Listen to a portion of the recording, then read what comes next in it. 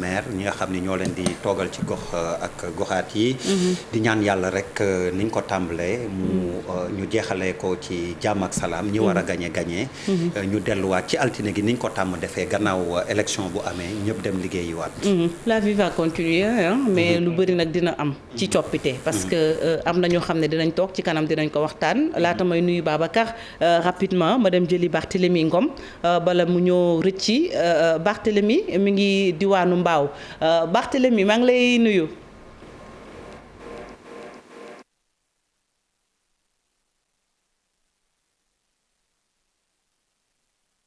Ngom.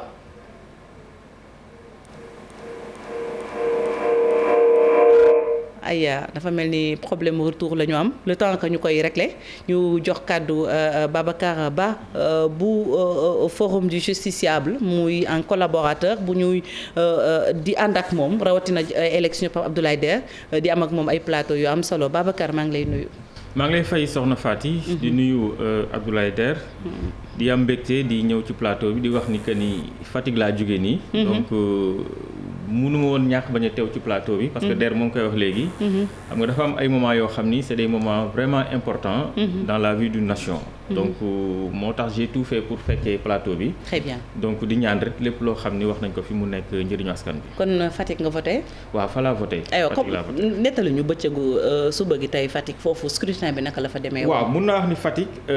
ba bi ma fay jógee. amuñu woon benn incident parce que bureau de vote bi nga xamee ni fa laa voté.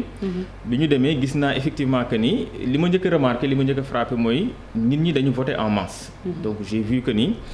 Sénégalais yi génn nañ. mag ñi génn nañ. troisième âge bi mais aussi ndaw ñi.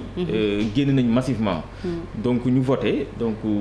ba bi ma fay jógee mun naa wax que ni pratiquement amul benn incident boo xam ni jot naa ko fa remarqué. très bien amoo fa incident kon ce sera l'occasion Pape Abdoulaye ñu wax rek ci taux de participation mi ngi koy wax sànq nee na askan bi dañu génn massivement voté mais est-ce que niñ ko doon yaakaaree Pape Abdoulaye. exactement loolu ci kanam lañ ci am lu ñu leer même si des bilans d'étape ont été faits xëy na moom fi mu voté loolu am na fa mais par contre il y a des localités aussi il faut le dire ba midi di jot c'était à moins de 20%. donc bu ñu tëjee urne yi ba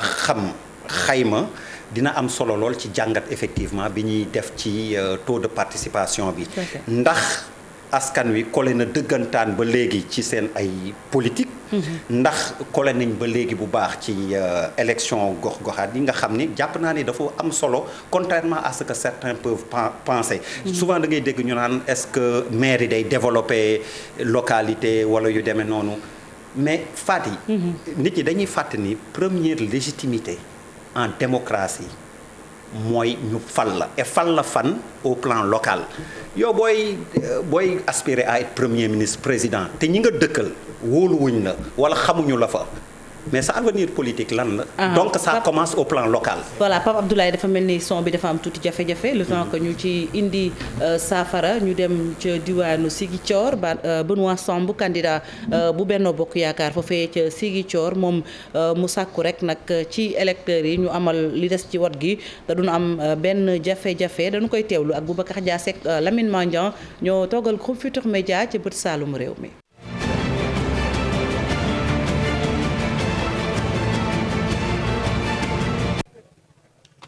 di sant bu baax ndaxte ci sunu woote ci sunu taxawaay gis nañ ni mbir yi li ñu doon ragal amul maanaam ay xuloo ak ay ŋaayoo amu fi def nañ campagne bi ci jàmm ñu ngi ñaan tey bésu vote bi lépp jaar ci yoon nit ñi génn massivement dem voter ji parce que acte citoyen la buñ ci génnee tamit ku nekk gi dellu sa kër toog xaar résultat yi et ku gagné ku yàlla fal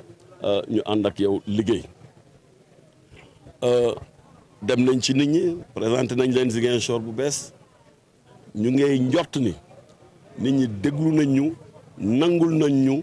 nangu nañu ànd ak ñun dem tabax Ziguinchor bu bees et que loolu dinañ ko wone ci biir vote bi dinañ ko wone ci résultat élection bi di gërëm ñëpp di sant ñëpp di leen gën a ñaax ñu ànd liggéey Ziguinchor bu ñu bëgg mooy Ziguinchoru jàmm Ziguinchor boo xam ne dañuy liggéey pour génne Ziguinchor ci tolof yi. aywa mu nekkoon Benoît Sambou muy candidat coalition Benno Bokk Yaakaar sànq en coulisses ñi ngi wax Babacar Abdoulaye Der ci région wala boog diwaan yi ëpp enjeu bokk na ci fu ñu naan Ziguinchor entre Abdoulaye Baldé Ousmane Sonko Benoît Sambou et Doudou Ka gi joxe consigne de vote bàyyi Benoît dem di vote ak Abdoulaye Baldé quand même Ziguinchor bërëb la bu bëri enjeu. xam nga soxna Faty élection yi bu ñu naxante parce que Der moo ngi koy wax léegi. dafa nekk élection yoo xam ni enjeu bi dafa capital. parce que xam nga mooy li Der wax pour nga mën a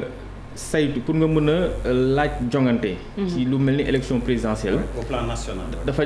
pour nga dem au plan national dafa laaj d'abord au plan local nga mun fa am benn légitimité.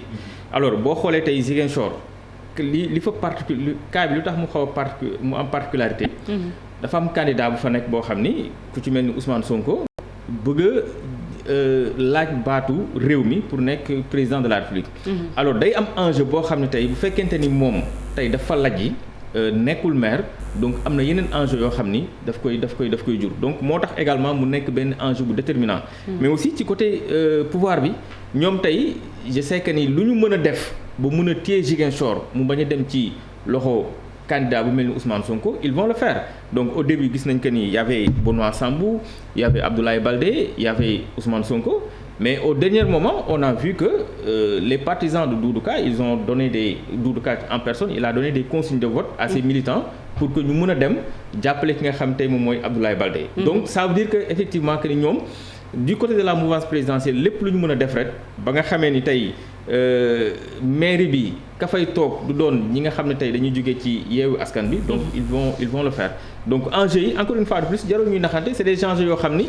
dafa dem au plan national donc pour nga mën a laaj baatu réew mi mën a nekk président de la République dafay jaadu également ci sa gox ci sa localité au moins nga mën a am légitimité pour mën a laaj au plan national. Abdoulaye mooy li ma doon wax rek ma baamtu ko élection de proximité la ñu nekk c'est vrai mais ni mu ko doon waxee yow bu dee da nga bëgg laaj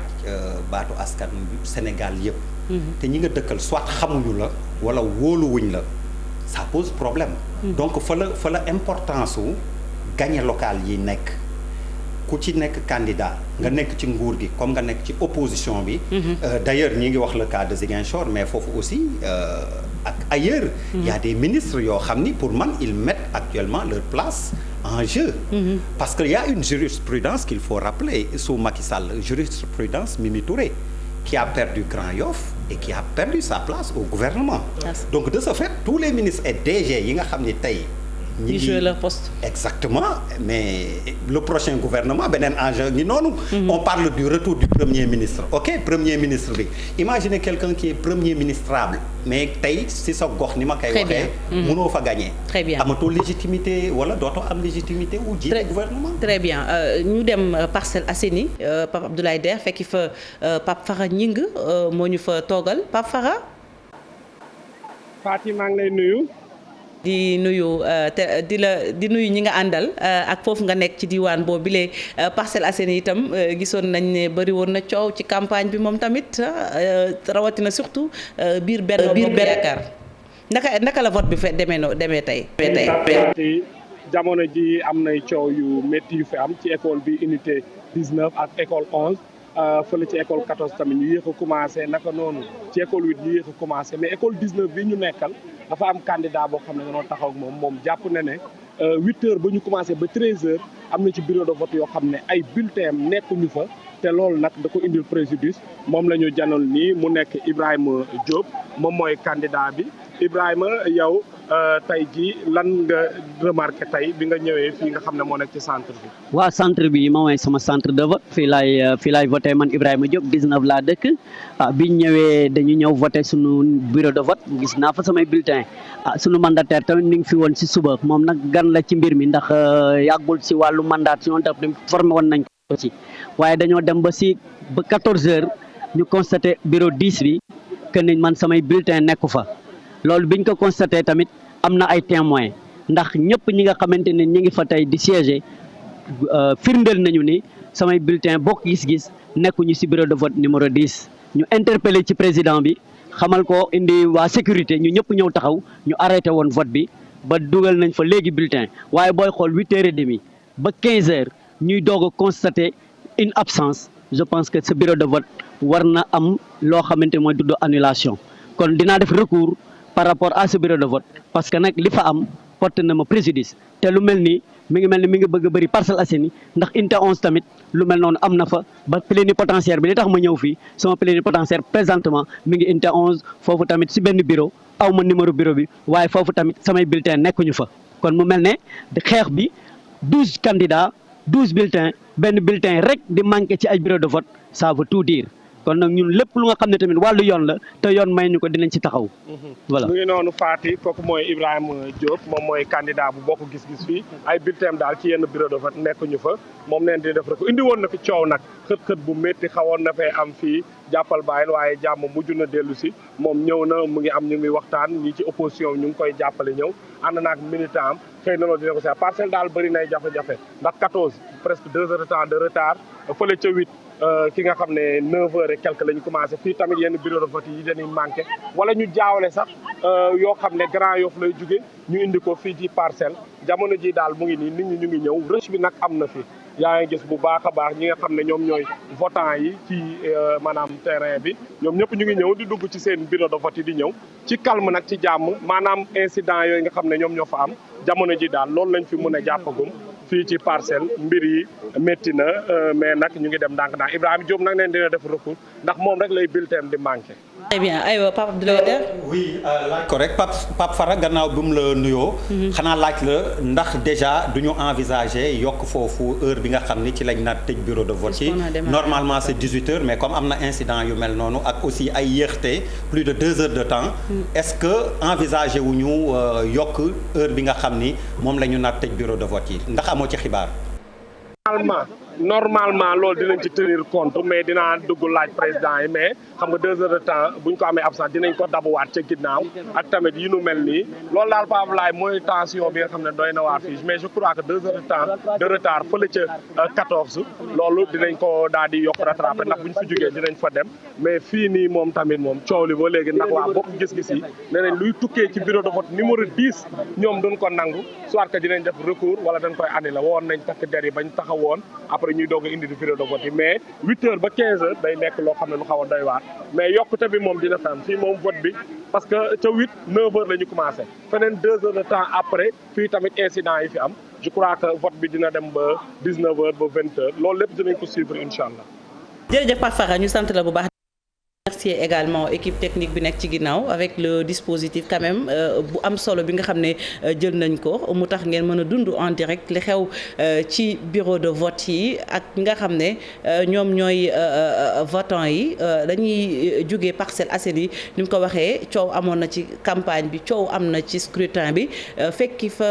Ndar Ousseynou Diop Ndar itam dinañ ci dellusiwaat ville bu bëri enjeu la Ousseynou Diop ñu ngi lay nuyu. lu jëm ci wàllug diwaanu Ndar ba léegi candidat yi ñu ngi wéy di voté ñaar ci l'opposition bi Aba Mbaye bu coalition Yewwi Askan Wi léegi la daal di ñëw daal di voté ginnaaw bu mu voté nag moom Aba Mbaye daal dina yi yàbbi ci lu jëm ci wàllu élection yi moom nag nee na amul benn nag jafe-jafe boo xamante ni nemmeekoo gum nañ ko ci diwaanu Ndar géej leen loo xamante ni itam yéey na ci yàbbi jëm na ci wàllug débat bi war a am ci li nga xamante ni mooy élection yi moom xaw na koo ñaawlu ni kon tey dañu war a fexe ba candidat yi ñuy génne seen i programme di waxtaan ak ñoom Aba Mbaye ñu teewlu ko. Ça fait 7 ans qu'on est en ce moment-là je pense que kenn ku nekk war na jël sa temps ñëw génn voter et may ñaan waa Ndar ñu génn voter massivement parce que ci li ma gisuma benn couac mais pour l'instant je pense que taux de participation dafa xaw a faible na nit ñi génn voter. Sénégal élection présidentielle ñaari alternance am yëpp les deux candidats ne sont pas affrontés Diouf ak Wade débat wuñu Wade ak Macky débat wuñu dañu war a commencer liggéey léegi pour que 2024 ñi raw deuxième tour dañuy débat par force.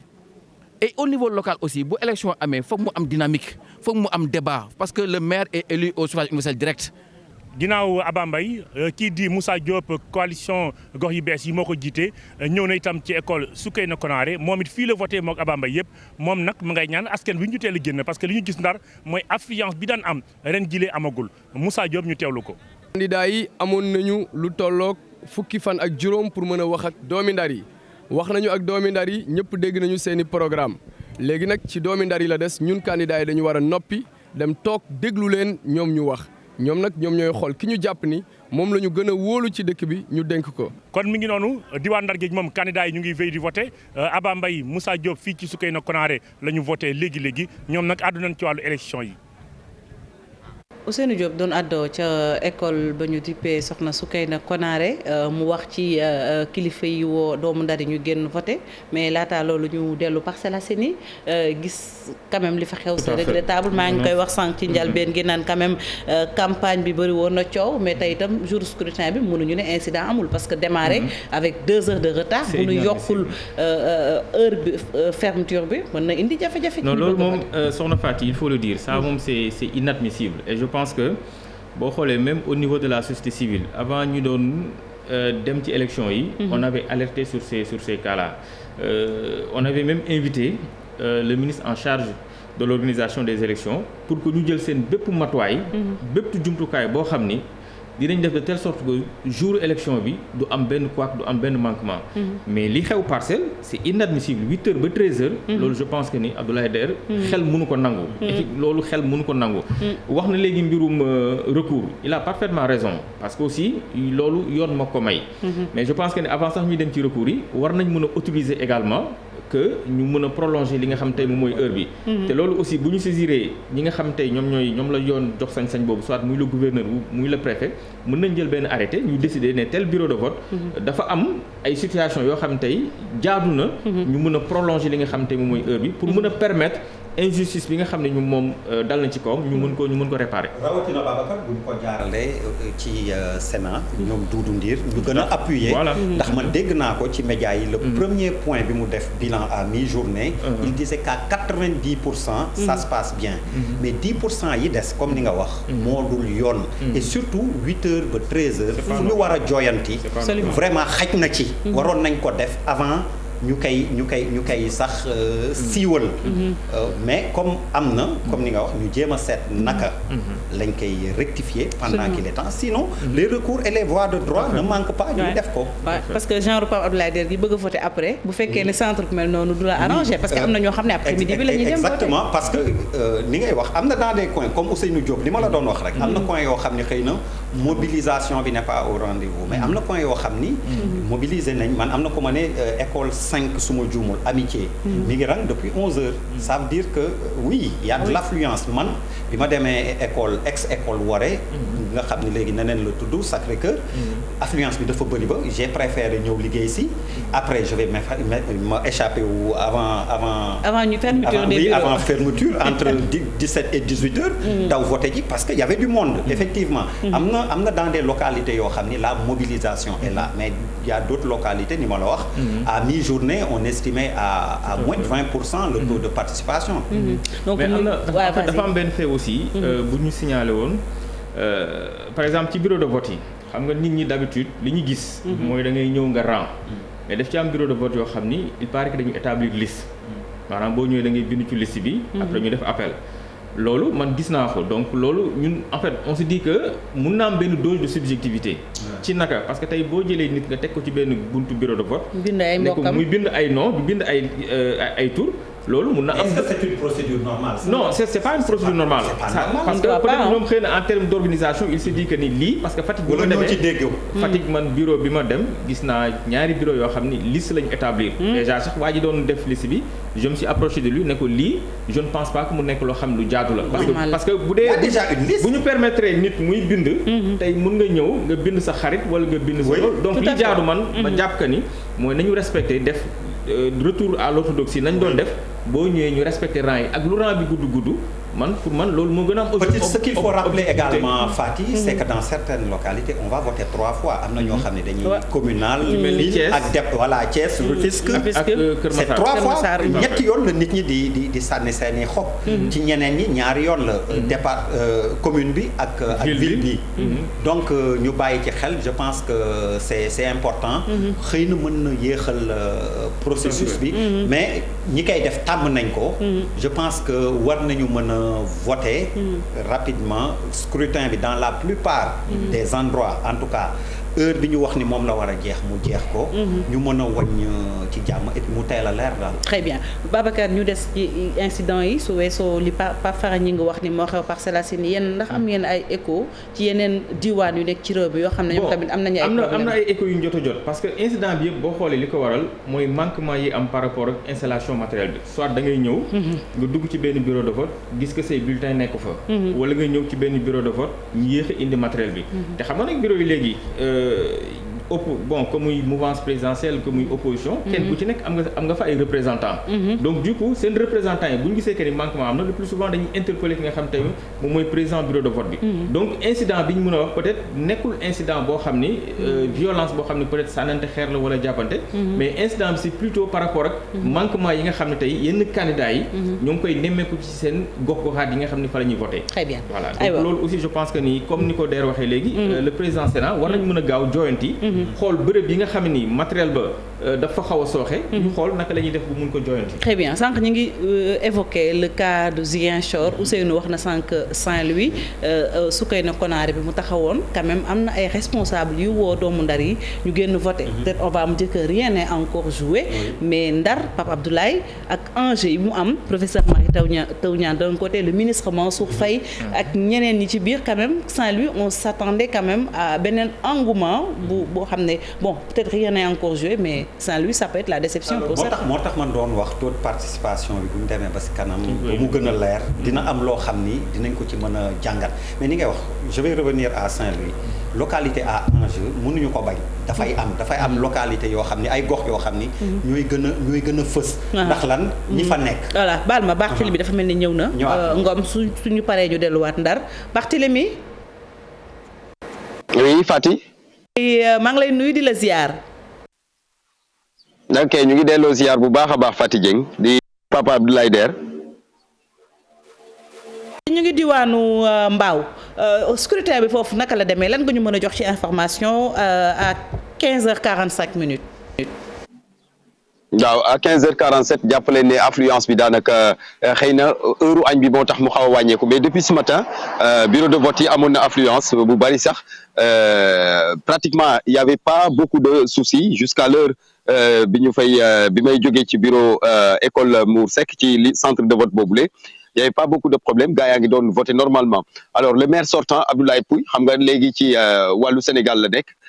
moom gars lu mu ñaawlu mooy il accuse son principal adversaire Abdou Karim Sall le ministre nga xamante ne moom moo jiite liste Benno Bokk Yaakaar ne dafa jëlee ay électeurs orkadiéré andi leen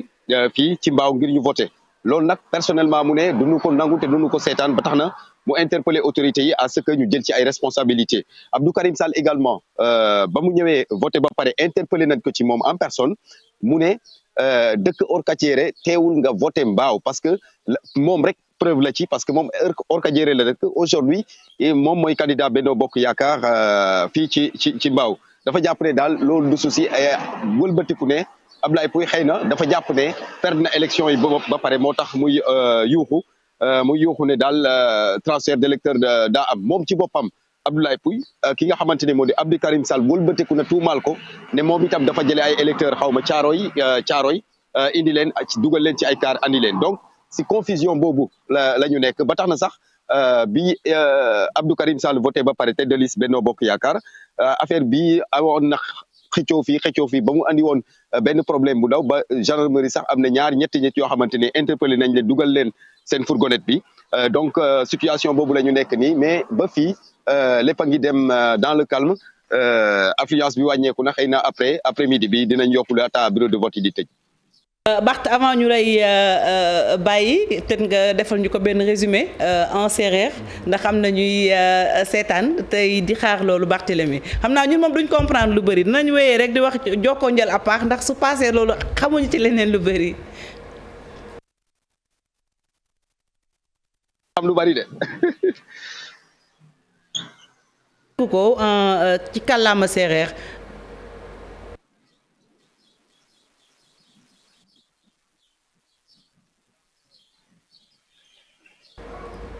Barthélémy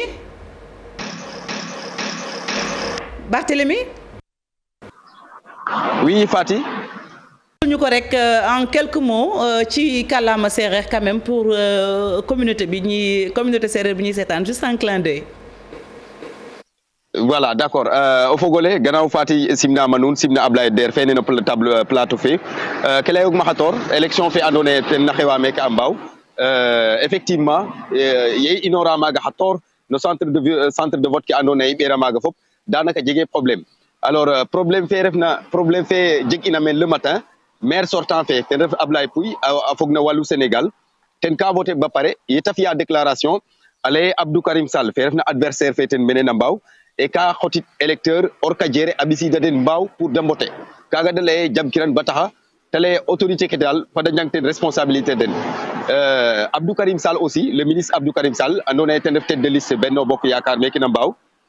yeta garna ba voté i interpellé an ten tayno te lay gen orka jere yaqe taxo wote it mene Mbao firnde fe ten ref ten fa xooxum parce que orka jere genu aujourd'hui ten ref candidat Benno Bokk Yaakaar meke na Mbao donc kaga jege problème sa wolbate ko teno a accuser a Ablaye Pouy et ka xotit électeur Thiaroye a ɓeka den na akar a ɓisida den mene Mbao pour de mbote it donc confusion faga jegu meen o kiino kiin daal ka accuser a o kenum meta ref na koy dala jega parce que élection ke wiin tane da waritna ga anda me wiin ga mbutook rek kaga ta bureau de vote ke yaaco yung nda a retanga bo ceeñeyaar aca ani ɓaatu ɗeet ne ta mbi'it ka voilà Fatick yaakaar naa ne yéen déggu leen li ma wax waaye sama mbokk séeréer yi comprendre nañ nañu àndoona yeeg ñoom seen ñun mun nañ la rek jokkoo njala paax maxey gara nana oui d'accord jege problème aywa ñu jógee foofu Pape Abdoulaye Der nee na dafa mel ni Omar Mbow mi ngi Géejawaay donc dañuy dem jëli Omar garder kii bi waxtaan bi ci tuuti ci kanam Omar Mbow moo nekk foofu ci diwaanu Géejawaay Omar. maa ngi lay fay moom moo nekk ci buumu jokkoo gi foofu itam ca Géejawaay coow bari woon na de ci campagne bi tey lan nga ñu mën a wax ci xibaar fi mu toll nii presque 16h jot na. waa nii de xeex bu métti moom diggante ñooñu Lat Diop ak ñooñu Ahmed Aïdara am na ñoo xamante ni dañuy ne ñooñu nervi yu Lat Diop ñoo ñëw ba këru Ahmed Aïdara tiré fa balle pistolet à balle caoutchouc ba gaañ fa ñaari nit ñu jot a évacuer leen léegi li may wax ak yow nii situation boobu moo fi nekk ñoom nag nee nañ dañuy fayu ci loolu lañ nekk ngeen baal ma si voix bi parce que dama doon daw lacrymogène yi ak xeex bi ak xeer yi mais daal jàppaleen ni fi mu ne nii lu tàng moo xeex bu métti moo fi nekk diggante ñooñu Lat Diop ak ñooñu Ahmed Aïdara fii ci Géejawaay weetu dalal jàmm diggante cité Douane ak cité Aline Sow Fatia. yan matukaay lañ ci jël rawatina lu jëm ci takk der yi tey ana ban taxawaay lañ ci jël ci wàllum sécurité kaaraange askan bi parce que bu jafe-jafe amee li ñuy faral di wax expression balle perdue yi ci seen yoon nekkul soo moytuwulee ñoom ñooy jël lu ëpp. ñoo ñëw dispersé foule bi xaw a dispersé moo tax mu xaw a am tan tuuti nii mais waa ñooñu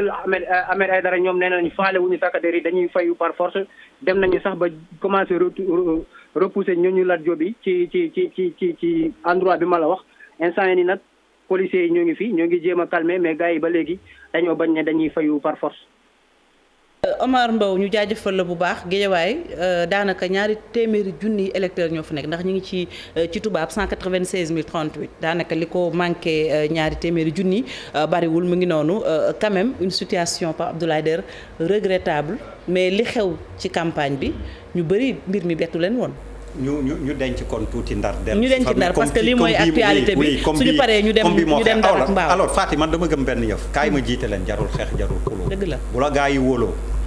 dina feeñ ci urne yi jarul songo jarul coowoo lu bëri moo tax ni ngay wax dañ koy condamné boor bu mu mën ci jógee violence moom amu ci yoon élection ni ma ko doon waxee sànq ñu sànni xob fii tàmm nañ ko altine ñëpp dem liggéey même présidentielle nga xam ni moo ëpp enjeu yii du ci am donc on ne comprend pas pour ay localité nit ñi soit prêt à rayante ñoom ci ba wala di song ko comme li xew Kër Massar su ma juumul taal xale boo xam ni man xale bu 3 ans dafa xam lan mooy maire dafa xam lan mooy élection nga taal tey mi ngi réanimation qu'est-ce que en quoi le coupable lan la def pour ñu def ko loolu donc nit ñi war nañ seetaat seen bopp vraiment laaj baatu askan bi jarul lii et je pense que ñu koy def il faut pas que mu passé dara bañ lañ ci fekk ku ko def dara fekk la ci je pense que dina tax beneen yoon ku koy def dina xalaataat. ñu bëri dañ doon xalaat. Babacar ne impunité dañ ko doon xalaat parce que dañu jàppoon ñenn ci askan bi boog bi ñu leen laajee ñu ne ñoom bi ñu taalee Kër Massar ils s'attendaient à ce que. ñu arrêté seen campagne mais dañoo continuer campagne bi. comme si de rien n'était ils ont peut-être dénoncé mais waruñu yem ci dénoncer ak condamner il faut agir. non mais il faut agir Sokhna Fati parce que déjà parce que nous sommes dans un état de droit. parce que der moo ngi koy wax léegi xam nga xale boo xam ni ñetti at la am yoonam nekkul ci élection. xamul sax li géej gi riir. tout à fait alors pour man loolu dafa war a interpeller ñi nga xam te moom mooy les autorités judiciaires parce que aussi dans ce pays il y a trop d'impunité Sokhna Fati. parce que aussi mënuma comprendre ñu dem ci ay élections locales. ñu nekk ci campagne électorale loo xam ni tey. ci dëkk bi am na ñoo xam ne xëy na élection yi soxalu leen parce que campagne électorale mun na am kii dafa war a dem doxi soxlaam kii dem xëy suba liggéey c'est-à-dire du ñëpp la en fait campagne bi du ñëpp la intéressé am na ñoo xam ni seen activité bu ñu sañoon dañuy xëy suba di ko doxal. d'accord aywa Babacar ñu dem yëmbal ñëwaat Mamadou Omar Ba moo fa nekk ñu dellu si waat ci les violences Mamadou Omar ñu ngi lay nuyu. waaw maa leen di ziar soxna Faty. foofu yëmbal on espère quand même que fitna bi am Guédiawaye amu fa wala peut-être incident ci gàttal lan mooy actualité bi jamono ji foofu ci diwaanu yëmbal. non fii moom sant yàlla bu baax gaa yaa ngi voté ci jàmm amul benn incident boo xam ni mën nañ ko signaler fii pour l'instant sànq lenn rek mooy ci wàllu organisation bi parce que affaire bi comme ni ngeen ko nemmee ko fépp daanaka ci Sénégal yéex na commencé fii tamit ci Yeumbeul Sud daanaka ci centre bi di école Madi Ndiaye bi nga xam ni bokk na ci yu gën a rëy foofu am na bureau yoo xam ni 9h lañ commencé affaire yi donc mu doon problème d'organisation boo xam ni ñi nekk ci bunt bi dañoo bañoon rang policiers yi ne leen force de l'ordre yi ne leen nañ rang kon bi ko defee ci la. Mamadou Omar dafa mel ni dafay daw mais yëmbal quand même bëri na enjeu parce que diggante Hott ak ki nga xam ne moom mooy Baara Gaye mbir mi seere na foofu mais comme dafa dagg peut-être nañ ci ñëwaat Babacar fi nga tolloon ci violence yi peut-être que je pense que mën nañu wéy. il faudrait que ñu en fait ñu xeex ko. parce que li xew Kër Massar dafa war a interpeller les autorités judiciaires. absolument moo tax le lendemain on avait fait un communiqué pour interpeller directement le procureur. pour que ñu mën a ubbi benn information judiciaire ñi nga xam ne ñoo def jëf jooju yoon mënu leen topp bu bu laajee ay daan yoon mënu leen daan parce que bu ñu mënee accepter dans un état de droit ñu dem ci ay campagne électorale xëy na maa ngi yow bokkuñu position bokkuñu parti wala bokkuñu coalition ma mën a am sañ-sañ mën a ñëw sa kër taal fa mais loolu drame boobu tey yàlla moo ci def ndox mu sedd mais tey ay nit mënoon na ci faatu donc loolu man dama jàpp que ni c'est inadmissible dans un état de droit et on pense que effectivement que le procureur dina jël ay matuwaayam ñu ubbi enquête pour que ñu def jëf jooju yoon mën leen topp mais aussi boo xoolee violence bi c'est à l'image de nos hommes politiques que ce soit ñi nekk ci mouvance présidentielle que ñu nekk ci opposition bi parfois boo xoolee seen discours bi dañuy tenir ay discours yoo xam ne c'est des discours violents récemment on a vu des leaders politiques yoo xam ni ils ont fait une belle campagne électorale dem ba ci fin bi ne man telle heure dina ma fekk ci sama bureau su ma fa fekkul maa ngi prison donc ñun ñu jàpp que ni peut-être yooyu c'est des discours yoo xam ni c'est pas responsable non c'est pas responsable mën na inciter les jeunes à ce que ñu teg ay actes yoo xam ne c'est des actes violents loolu aussi je pense que ni soxna Faty il faudrait que ñuy jiite parfois ñu tenir ay discours yoo xam ne c'est des discours responsables parce que xale yi si ñoom la ñuy xool parce que yow boo nee man 22h maa ngi sama bureau su ma nekkul sama bureau maa ngi prison donc déjà ñi nga àndal ci say militants ñu nekk ay ndaw mën nañu préparer wu à la guerre ne attends sama maire tey 22h bu ko fekkul ci bureau bi man damay jël samay matuwaay pour que ñu dem sur le terrain ñu xeex donc je pense que ni incident bi il faudrait que ñuy jiite ñoom seen jëm bopp déjà ñu am un discours qui est responsable pour que ndaw ñi mën a jàng ci ñoom voilà bon courage quand même ci suñu naataango confrères yooyu nekk ci lieu de vote yi maanaam sur le terrain ñu gën a def ndànk ndax foofu itam fu pistolet génnee balu fetal mënees na ko faa sox Pape Abdoulaye Der te itam la cay mujjee du neex mais c'est quand même décevant ci ñoo xam ne dañ leen a war a fal ëllëg ñu nekk miroir ñuy am yenn comportement yi xamuñu ku tooñ xamuñu ku fayu en fait nous on condamne ce qui s'est passé. Exactement mais Faty xam nga tamit sans justifier ça explique seulement mooy li ma la wax tamit importance su scrutin bi la les enjeux qu'il y a. Aussi bien on le répète pour ceux qui sont au pouvoir comme pour l'opposition. Il y a ni ma ko waxee il y a des DG des ministres qui jouent leur place. Tout à fait. Opposition tamit ils sont dans la perspective des législatives de dans 6 mois. À peu près. waaw mu mel ne Mamadou Omar baaxaat na. foofu ca diwaanu Yëmbal Mamadou Omar. waaw wax na Fati. dellu si waat Yëmbal xam nga ne sànq ñu ngi koy wax am na enjeu diggante Bara Gaye ça se joue entre ak Bara Gaye Amadou Hott jëwriñ ci nguuru président Macky Sall foofu scrutin bi naka la demee foofu. waaw comme ni ma la ko doon waxee sànq kon Amadou Hott ñëw na ba voté dem ci centre gi muy voté muy centre annexe Babacar Sy mu am 7 bureau de vote kon ñëw na sànq voté ci jàmm yëkkati ay kàddu di woo ñëpp ci jàmm ne ñëpp muñ daal jaruñu yàkkamti dara bu ko defee bu 18h jotee wala fii ak guddi résultat yi ñu xam dëgg bi fu mu féetee. ci kanam tuuti booru ay 11h midi ci la Bara Gaye maire sortant bi fii ci Yeumbeul Sud ñëw. moom it mu voté fële ca école Madi Ndiaye bokk ci centre de vote yi fi nekk ci 6 centres de vote yi fi nekk fii ci Yeumbeul Sud yi gën a am doole ndaxte mi ngi am 16 bureaux de vote donc moom it bi mu ñëwee voté yëkkati na ay kàddu waaye itam ñaawlu na li mu tuddee ay importation d'électeurs nee na am na daal ci ay information ay xibaar yu mu ne sax dina ko yónnee taskatu xibaar yi mais am na daal ñoo xam ni am na ci firnde ak ay preuve yu leer nañ ni am na ñu jëlee feneen ay ore fondé yooyu la tudd ne ñëw nañ fii daal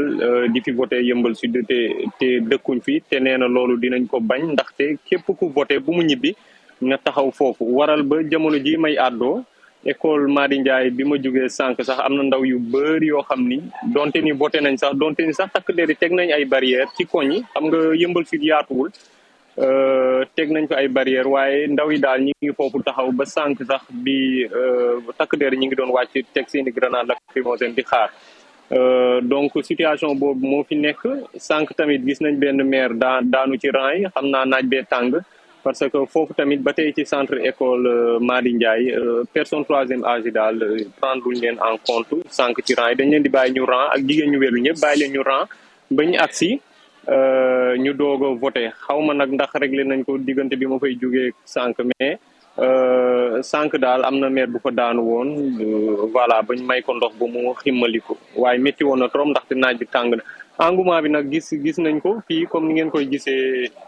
ñii gars yi dañoo pause pour l'instant nii di ay mais ndaw yi moom ñëw nañ en masse voté parce que suba teel bi sax bi gars yi ñëwee ci centre yu bëri dañoo seetlu dañuy ñëw julli ji fajar jaar foofu voté benn yoon pour bëgg a noppalu ji waaye fii moom Yeumbeul Sud ndaw yi génn nañ en masse suba teel nag lañ ñëw ngir voté ci fàttali rek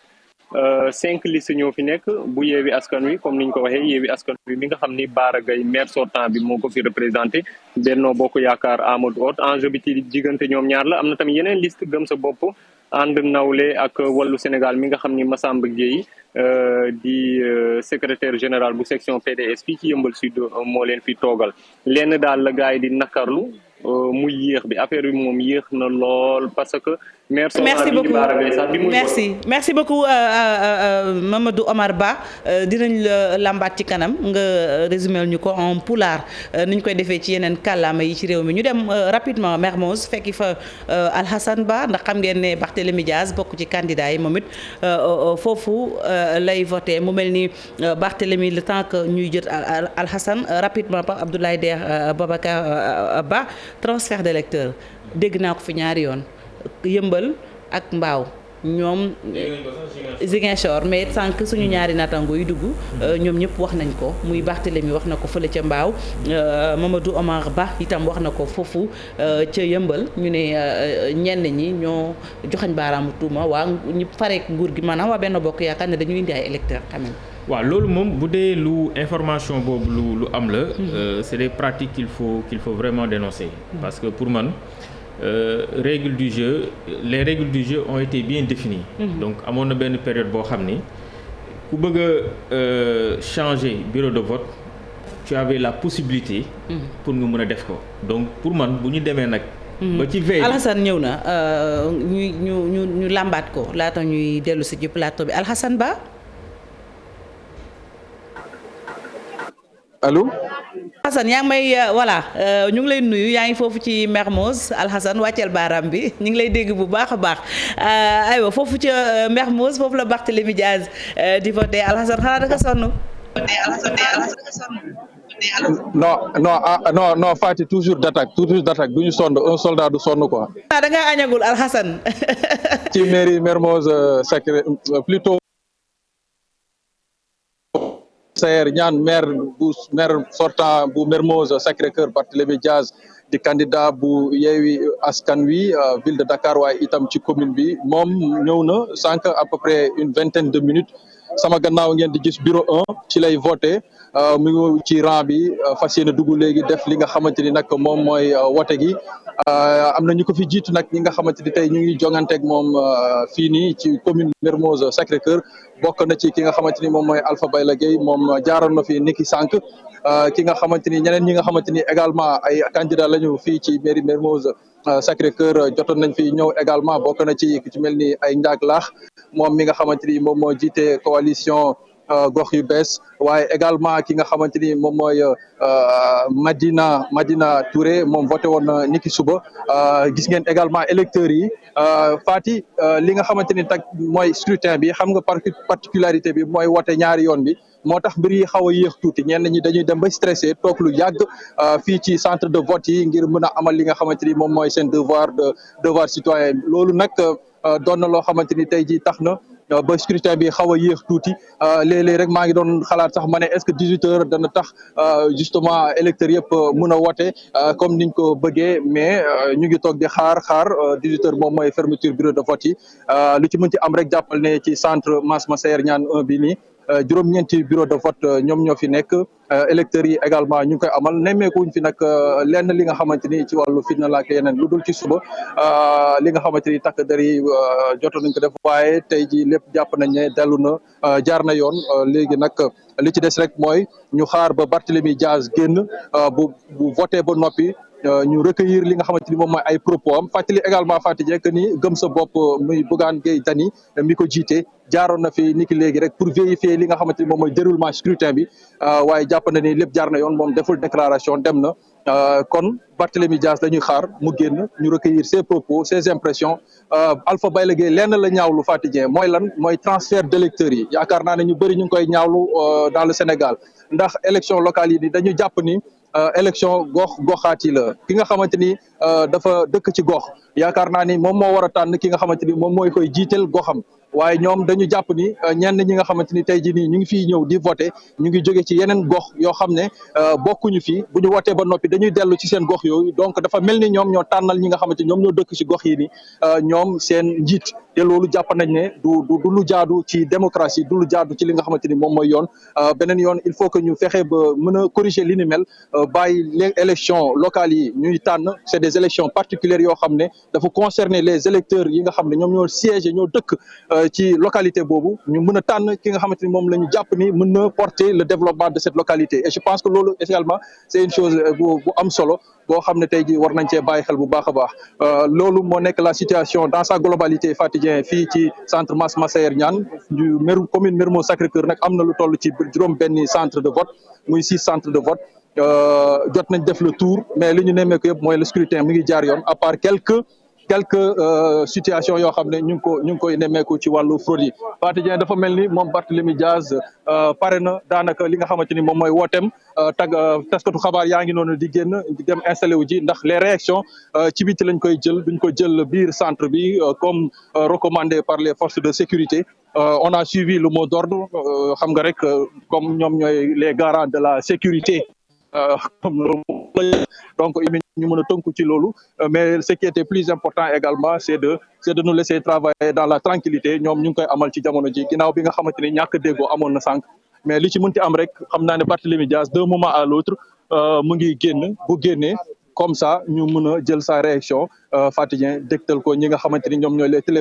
les téléspectateurs de la télévision Futurs Médias. Faty Dieng. Hassan yow da ngay desandi ak ñun duñ la bàyyi parce que duñ la bàyyee dañuy bañ Barthélémy ñëw mu am luñ ci rëcc te comme on voudrait vivre ces moments ensemble dañuy desandi ak Alhassane Ba maa ngi kii plateau bi Alhassane Pape Abdoulaye Der sa naataango Babacar Ba forum du justiciable sànq nga junju Alhassane transfert d'électeurs c'est pas uniquement Mermoz boobu lañ koy wax parce que sànq Babacar mi ngi koy wax c'est regrettable Ziguinchor wax nañ ko fa Yëmbal Mbaaw ak yeneen zone Pape Abdoulaye Der ma bàyyi la ak Alhassane. Alhassane ñi ngi lay nuyu. oui Pape Abdoulaye maa ngi lay nuyu. foofu ni ñuy wax ci localité à enjeu yi la parce que Barthélémy est candidat à la commune mais également ville de Dakar moom bi mu ñëwee voté si ñëpp xam nañ ko d'habitude waxagul dans quelques instants mais ci xar kanamam lan nga ci jàng. ku ñëw di leen proposer. ku ñëw di leen proposer des choses loolu dafay jeex ce sont des moyens yoo xam ne dañ koy yor mais dafay jeex mais yow sa localité loo xamante ni foofu nga dëkk tu veux voir ta localité faire figurer parmi les localités les plus respectées les plus belles à voir donc sa localité bu fekkente ne yow soxla nga loolu ki nga xamante ni tey jii nii moom nga jàpp ni moom moo ko mën a porter je pense que ni normalement foofu rek la war a xewee. keneen warul ñëw jël li nga xamante ni moom mooy sa destin wu localité tànnal la ko ba pare jox ko ki nga xamante ni moom jàpp nga ne du waaji te loolu également dafay dem ba dévoyer un peu li nga xamante ni moom mooy le sens même de ce scrutin parce que élection locale Faty dafa am solo ci réew ndax xam nga tey dañu toll ci jamono bi nga xamante ni ñu ngi ci li ñuy wax acte 3 de la décentralisation dafa am les 9 compétences transférées yoo xamante ni tey ce sont les communes elles-mêmes ñoo ko téyel seen bopp ñoo ko yoreel seen bopp donc ñoom bu fekkente ni jàpp nañ ne tey bëgg nañu yegg foofu il faut que également ñi nga xam ne ñoom la ñu am yaakaar ñoom ñoo mën a porter loolu Faty Dieng nag ki nga xam ne moom mooy Barthélémy Diaz yéen a ngi koy gis derrière moi les images mu ngi noonu di ñëw voté na ba noppi muy Barthélémy Diaz le candidat de la ville de Dakar pour Yewwi Askan Wi waaye également le candidat de Yewwi Askan Wi pour la commune de Mermoz Sacré-Cœur étant maire sortant moom Barthélémy Diaz donc dañuy xaar rek li nga xamante ni tey bu koy def mooy échange ak certains militants yoo xam ne ñëw nañu di wax ak moom comme ça ñu mën a jokkoo ak moom monsieur Diaz vous êtes en direct sur la TFM donc voilà Faty mu ngi noonu moom Barthélémy Diaz mu ngi noonu di dem monsieur Diaz bon c'est un peu compliqué Faty. C'est très compliqué mais gën ko jege Alhassane ñu garder la en repérage duñ la bàyyi c'est important ñu jël réaction Barthélémy Diaz Alhassane dafa mel ni Barthélémy dem na malheureusement. Bart mu ngi noonu di dem Faty mu ngi noonu di dem. waaw Alhassane peut-être quelques mots en pulaar avant ngay tàggoo ñu ñëw peut-être waxtaan ak Pape Abdoulaye Der ak Babacar Ba Alhassane. oui Faty maa ngi lay dégg voilà Faty Dieng donc Barthélémy Diaz dem na Faty Dieng comme ni nga ko waxee en pulaar suñu mbokk alpulaar yi ñoom tamit ñu mën a dund ci télévision Futurs Médias li nga xamante ni moom mooy scrutin bi. bandiraɓe yeɓoɓe télévision Futurs Médias eɗen ɗo to mairie Mermoz Sacré plutôt centre Massaer Niang gandanɗa maire Mermoz Sacré Cœur gonnoɗo o Barthélémy Diaz ko joni ummiɗo kanko gandanɗa woni moɓe cuuɓi pour ville de Dakar kanko kadi ɓe cuuɓi pour commune Mermoz Sacré Cœur kanko mo gandanɗa hannde omo wondi ɗo e ko tolni sappo eɓe o waddata o foɗodirta ko gandanɗa kañum woni commune Mermoz Sacré Cœur hunde gandanɗa noon ko hewɓe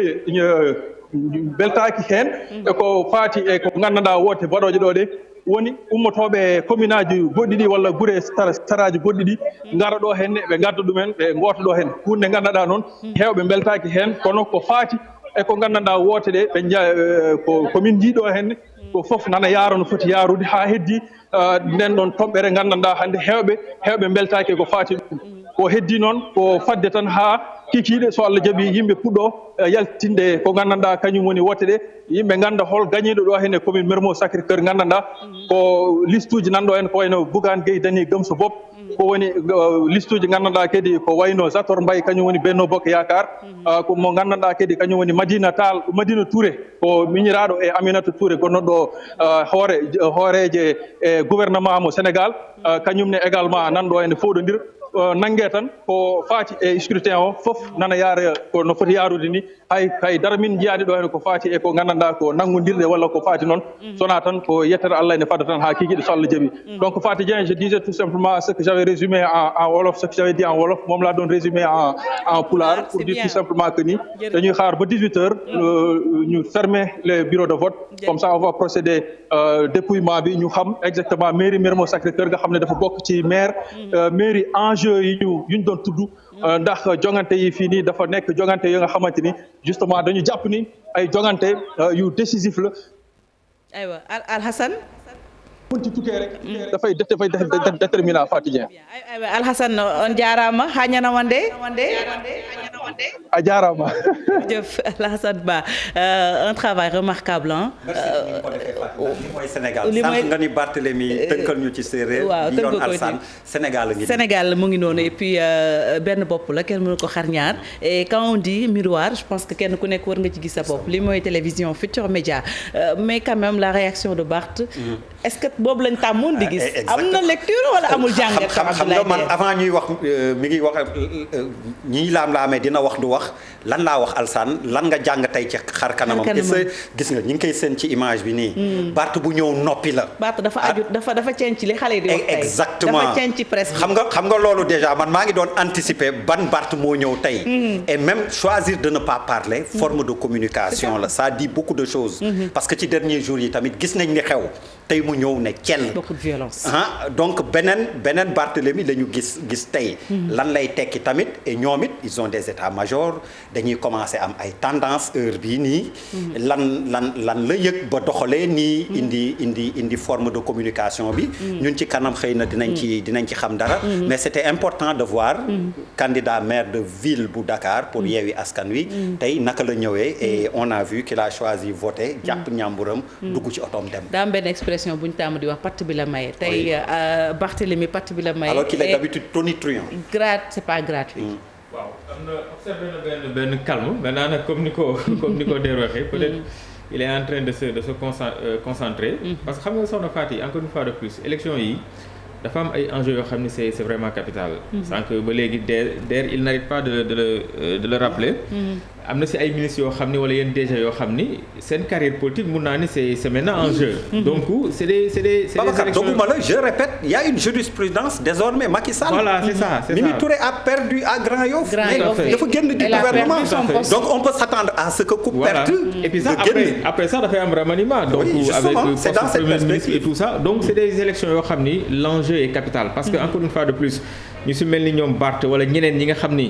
bëgg nañu am ay ambitions beaucoup plus nationales donc tey bu ñu leen gagné ci seen localité yi loolu mun na nekk benn frein. benn barrage ci seen carrière politique. donc c'est des élections yoo xam ni encore une fois de plus ça demande beaucoup de lucidité. mais dama bëggoon juste rappeler benn fait parce que c'est des informations qu'on a que lenteur bi. c'est-à-dire élections yi yéex na trop ni vote bi te effectivement li ko waral mooy. am na yenn localité yoo xam ne ñetti yoon ngay voté am na localité yoo xam ne ñaari yoon ngay voté donc lenteur bi franchement voilà donc ñoo ngi ñu koy signaler que ni am na ci yenn centre yoo xam ni vote bi dafa yéex donc bientôt 18h day jot et foofu également ñuy interpeller Sénat ñi nga xam tey peut-être ñoom ñoo fi toogal askan wi mais également les organisations de la société civile yi nga xam ni ils sont habilités bu ñu mënee saisir les autorités administratives lu ci mel ni gouverneur wala préfet ñu demander à ce que bu ñu mënee jël ay mesures pour certaines localités certains bureaux de vote yi nga xam ni peut-être retard bi dafa am solo ñu mën a permettre askan bi ñi nga xam ni cette fois-ci dañu génn massivement pour que ñu mën a exercer li nga xam tey moo seen droit civique. ñu yemoon ci benn point avant ñu jël Hassan les transferts. voilà le transfert quand même directeur. bi ñu gis c'est un mot qui revient. tey tout au long de la journée. mais loolu déjà ça va fausser le jeu parce que aussi bon élection gox-goxaat la ñu wax. li jaadu mooy. man mi nekk ci benn localité ñu bàyyi ma tànnal sama bopp ki nga xam tey moom mooy sama maire. parce que on parle d'élection locale dafa am benn proximité alors bu ñu gisee que ni il y a des transferts d'électeurs loolu ça va fausser le jeu te loolu aussi c'est des pratiques yoo xam ne man dama jàpp ni c'est des pratiques nébuleuses loolu je pense que c'est quelque chose qu'il faut vraiment regretter c'est quelque chose qu'il faut vraiment dénoncer élection locale la ñu wax nañu bàyyi askan bi kenn ku nekk tànnal sa bopp sa maire. loolu mooy li jaadu mais bu ñu bëggee dugg ci ay transfert d'électeurs loolu pour man ça va fausser le jeu. très bien di fàttali ne ci kanam également dinañu jël les réseaux sociaux ak hashtag bi di suñu local 2022 xam ngeen ne foofu également am na une forte communauté que ça soit sur Twitter Instagram Facebook YouTube ak bépp plateforme boo xam ne dañ ciy exprimer wu ci kanam xam naa dinañ ci ñëw ak Oumy Samb ndax moom lañ ci fas yéene àndal ci kanam tuuti mais Pape Abdoulaye Der voilà ñu demaat Saint-Louis. oui voilà mooy li ñuy wax rek sur les enjeux xam nga sànq dañ nekkoon Saint-Louis après le fil de l'actualité xaw ñu dem on le répète imaginez Mansour Faye tey à Saint-Louis s'il perd ñaanaluñu kenn gagner wala perdre c'est pas notre rôle. On est là pour donner les mais exactement jàngat la ñuy def imaginez aussi Mary Teuw Niane s'il gagne c'est un retour probable au gouvernement lu mën nekk la mais que le tamit gagné est-ce que amatina légitimité bokk ak kooku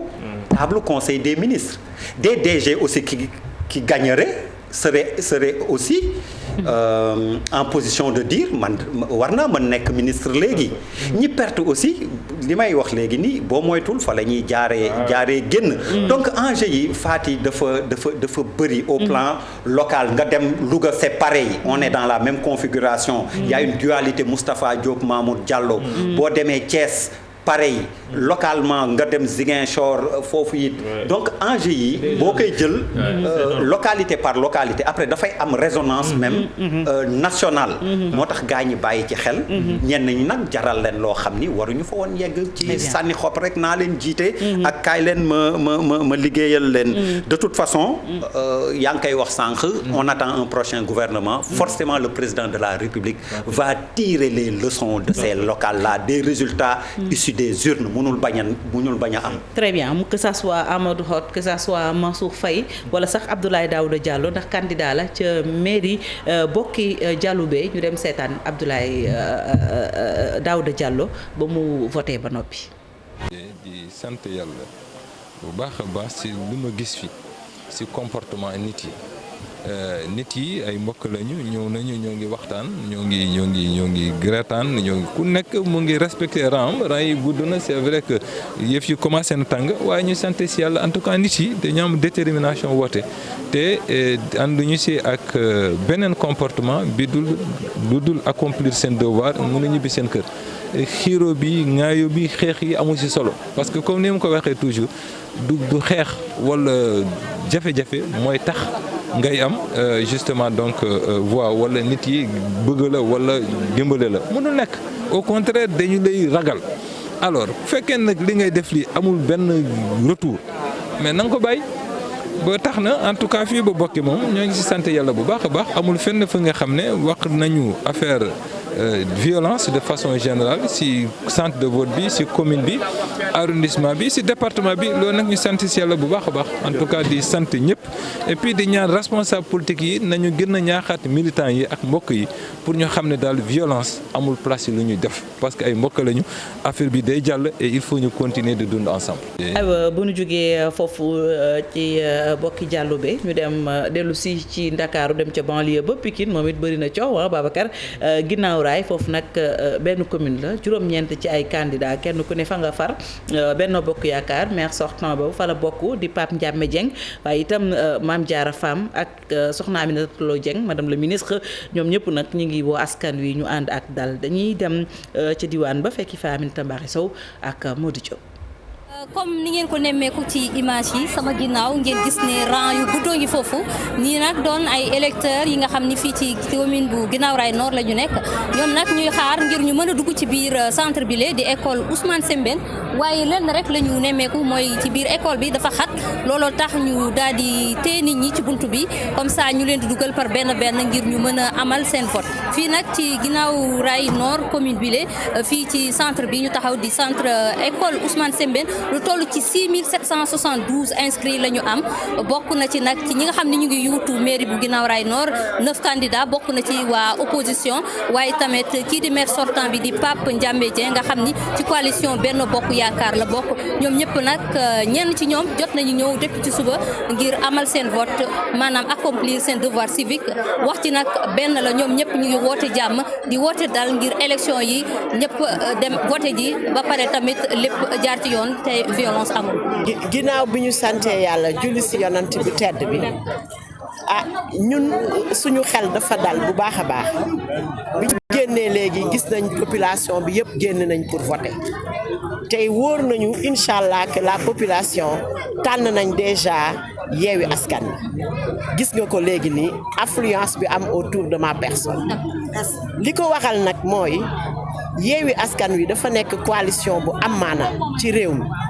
rawatina nag fii ci Guinaw Rail parce que ay nit ñu qualité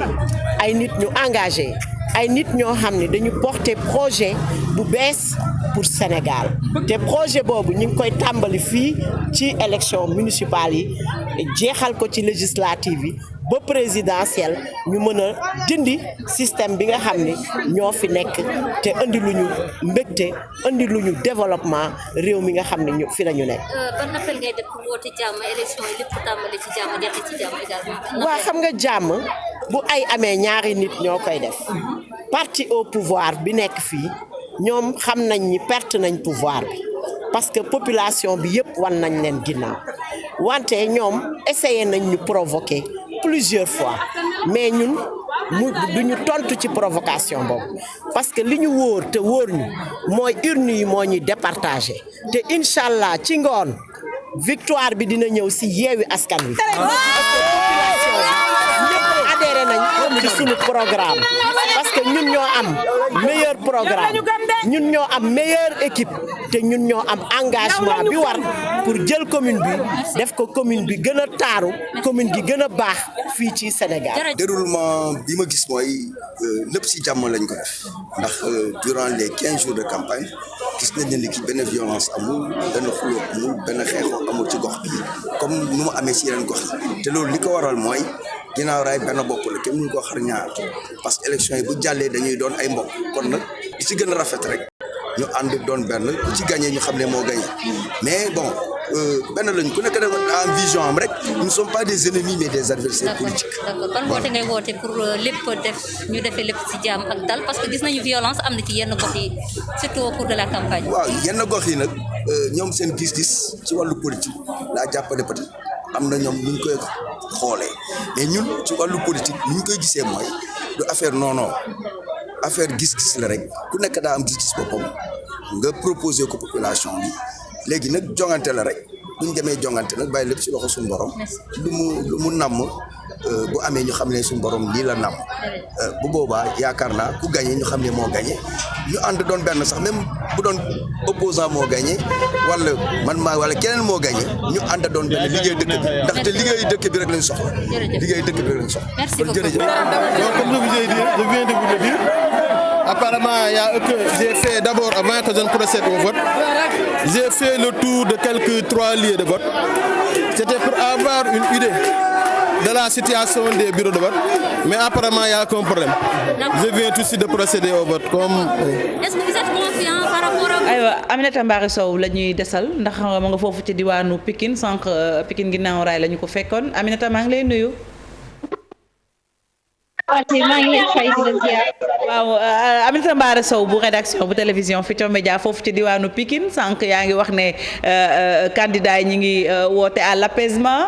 ndax apaisement bi ñu woote askan bi wuy si nañ leen ci wala ndax askan bi génn nañ voté ci gàttal. waaw Fatou ni ko waxee askan bi génn nañu voté déjà boo xoolee sama ginnaaw rek daal gis ni nit ñaa ngi ñëw nii voté parce que gis nga ba léegi nag affaire bi nit ñaa ngi ñëw parce que suñu woon ay nit lool te ba léegi sax loolu moo continué ndax la ko procédure bi moo xaw a yéex vote bi xaw a yéex ba pare tamit nit ñi ba léegi ñenn ñu bëri ba léegi ñu ngi mënatuñu ko gis bi ma nekk boo seetee daa gis ne fii la candidat yi ñëw ngir voté par rapport ak appel à l'apaisement nag ah c'est dommage buumu jokkoo bi moo xawul yemb nu mu tuddati internet bi moo xaw a des tuuti foofu Aminata Mbaxe Sow nekk connexion bi mais dinañu ko làmbaat ñu dem ca Bawol fekki fa Pape Balla Gaye foofee itam Mbàkke moom it campagne bi peut-être ni ñu doon déggee yeneen diwaan yi dégguñu ko ci peut-être dinañu indil le pourquoi Pape Balla Gaye ginnaaw bi ñu la nuyoo ma bàyyi la nga wax ñu foofu naka la scrutin bi demee. ñu ngi fii ci école Serigne Massamba Mbacké nekk école 1 fii ci diwaanu Mbacké gannaaw na nga xamante ne noonu la ñu ko defee ci daanaka centre de vote ak bureau de vote yi nga xamante ne moom moo nekk ci dëkk bi jot nañu fa jaar ngir saytu élection yi naka la ñu ko dooree naka la ñuy doxalee itam lenn rek la ñu ci mën a jàpp mooy que daanaka scrutin bi dafa yéex a démarré comme ni mu amee ci gox yu bari ndax am na ci centre yu bari yoo xam ne daanaka ba 8h30 dooruñu li nga xamante ne moom moo nekk élection yi lé mu doon nag loo xamante ne xëy na askan wi naqarlu nañu ko waaye nag mbir yi jamono ji mu ngi dox ndànk-ndànk yenn ci ay jafe-jafe nag yoo xamante ne moom la ñu mën a signaler muy fu ci mel ne fii ci école Massamba ñuy doon wax ne que li nga xam ne mooy registre bi nga xam ne moom war a nekk ci bureau numéro 1 bu numéro 2 lañ leen indiloon mujj gi nag jot nañu daal di wax ak préfet ba mu indi ci saafara mu doon loo xamante ne lenn la ñu mën a jàpp ci ay jafe-jafe ñu fàttali rek ne fii ci diwaanu Mbacké ci commune bi lu tolloog fukki liste ak ñett ñoom ñoo nar a jongante ci élection locale yi ngir mën a daal di jël bopp mairie bi ngir fas yéene doxal moo xam maire sortant bi dégg nañu ko sànq kàddu yi nga xamante ne yëkkati na ko ngir di woote ñëpp ci jàmm ak dal ngir élection yi ci biir dëkk bi ndax li muy wax rek moom mooy dëkk bi ñëpp a ko bokk benn la mënuñu koo xaar ñaar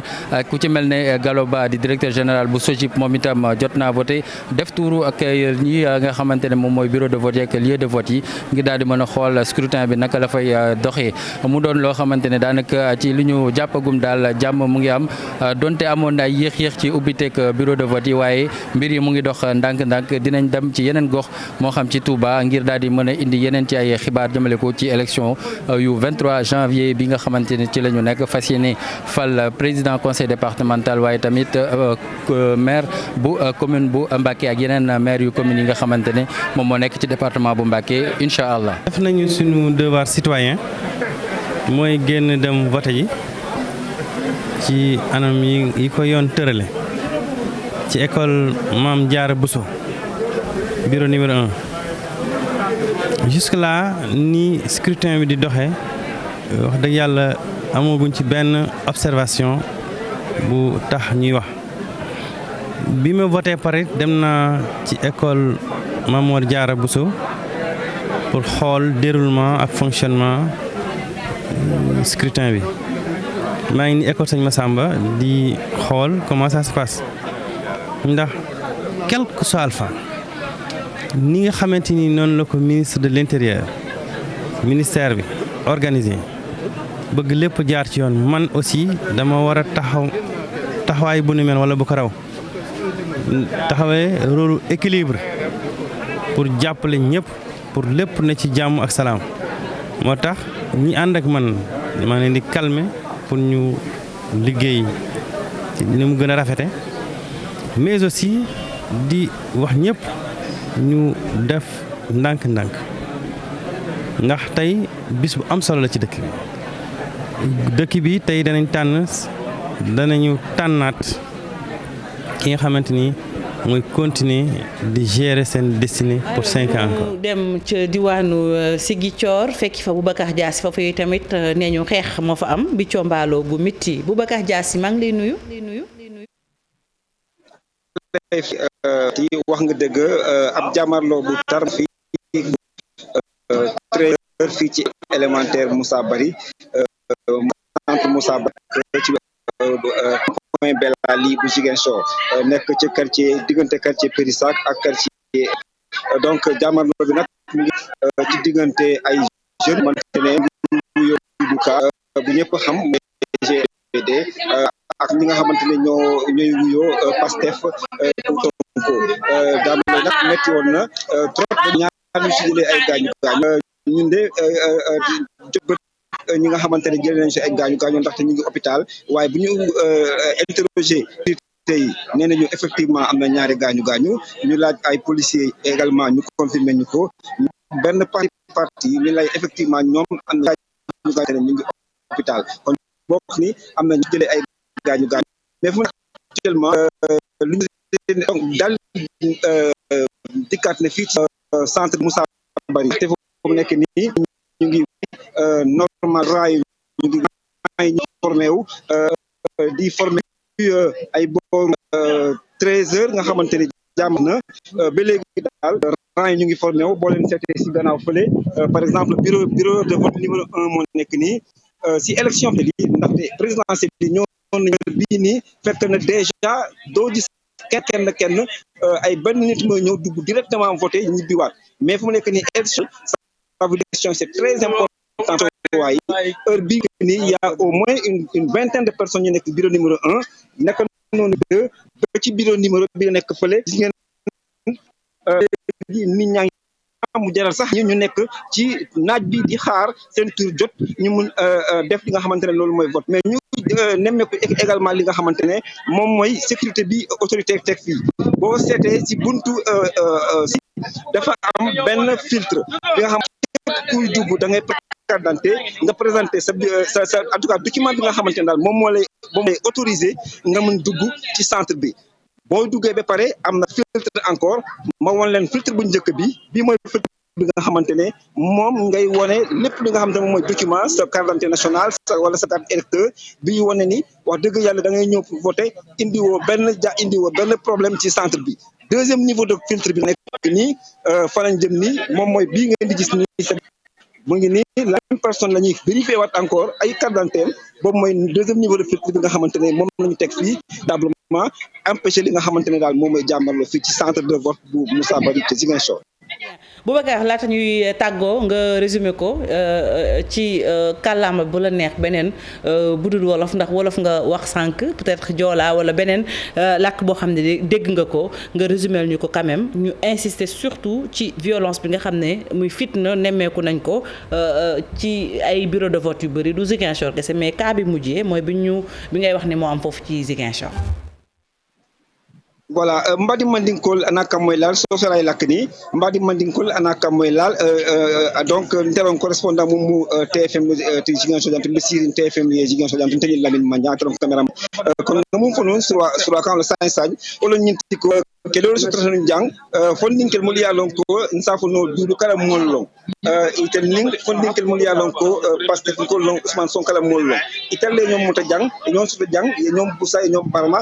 fo mo fu la Barma ta jeto katu mo fu la Barma ta jeto nsafo no nyadile intel matarandi bari nata ya fonye nga Pastef ko kila dudu kala mol kili nga police kili nga autorité kili itel be ko effectivement mo fu la Barma ta bari be hôpital wala no watna nga ko mbatu fale ko effectivement mo fulay barmata janto bari biri barmata nak trésorièrement fon lon talan kilim fon lon si ciol sate ko janto getolon policier nata janto alkati yol nata janto kulusila nata janto katu ila keballe ila alfale kinan janto ye kinan janto ye auto jamana nata janto fof ka électeur mutake kanta abi damin ten nim bota bata alba jelale jambe mo policier luti ngaje policier lo lorin ten ila auto xena lorin janama fon la alors mesdames te bundato jandi bi dunna centre de fond bundato policier le biye yalan ko fene be dunna ikela carte le nyinen ka ila carte électeur ani la carte d'identité nationale ni ya yitandi wala bok document mi yalan ko dal asa tinna ni dunta ite hani problème ko so traje do carte ba nako itinata boté da manela ni ya jube fene be dunna janto nyim policier le ka nyinen ka ila kaytol ni nyinen ka kaytol ka ba ngajele iba nyinen ka kaytol afele donc ya ba ya bray kaytol yitandi nabe dunna nyon na nyim muso be dunna nyon dal ba jelele la flanjang bi mi yalan ko fanan iba ñini kala côté ke signa flanjang la ala kayit kilo wala côté ke wala ñinte ko ka ko indi mo ko fen nata janto école élémentaire Moussa Bari centre Moussa Bari dal il s'est voté normalement ita hani problème sur le jeto ngajele nabe ñon noma policier be ñini kala le ala kayit de signa voilà donc il faut ñini ka wo musu kilo ngajele iba ñini kala ala kayit la donc wala ñinti ko sécurité bi da ben dal abe ko indi ñam baake donc ni ajube fanan ni centre be mun to ten bring élection présidentielle société ni centre mol ni wato biramin tan talan nani moman siya ikanali fan yeddum directement ele carte yitandi ye voté bara be daminte ka yitandi ko élection locale o mum kono ten wolon kan nsafono na commune de nyaton kol ta nsafono ka voté ye ni heure be daminte molbe siarin kante bureau numéro 1 par exemple an nyaabe wala kante molbe siarin ay momo ansile bureau numéro 2 fana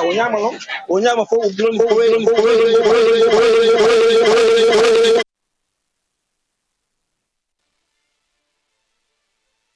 maa ngi naan ko mu tànn kàllaama bu ko neex ndax Ziguinchor ville melting pot la tu peux parler à la fois mandiang polyglotte ngay nekk carrément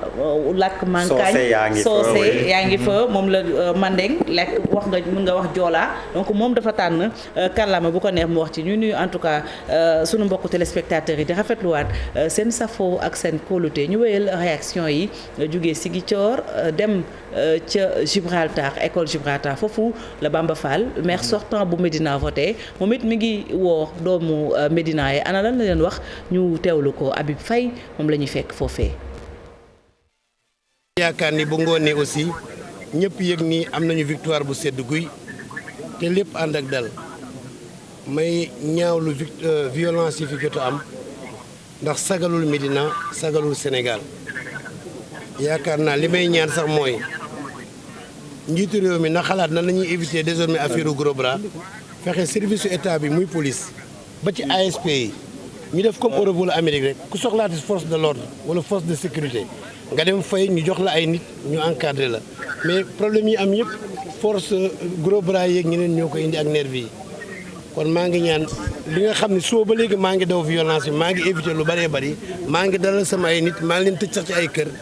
kon maa ngi bëgg journée bi continuer noonu bu ñu sentir benn violence may ñaan tamit yeneen liste yi ni ma def ba téye samay nit ne ko ku nekk def téye ay nitam parce que Médina loolu xaju fi bu ngoonee tamit lu yàlla def ñu xam ne loolu la yàlla bëgg ndax boo nekkee ci dëkk gënoo fi juddu daa koo fee jàng yàlla teral la yaakaar naa ni yëpp ko. aywa Habib Faye dafa jógee Gibraltar daal di doxantu ba Dakar Plateau mu mel ni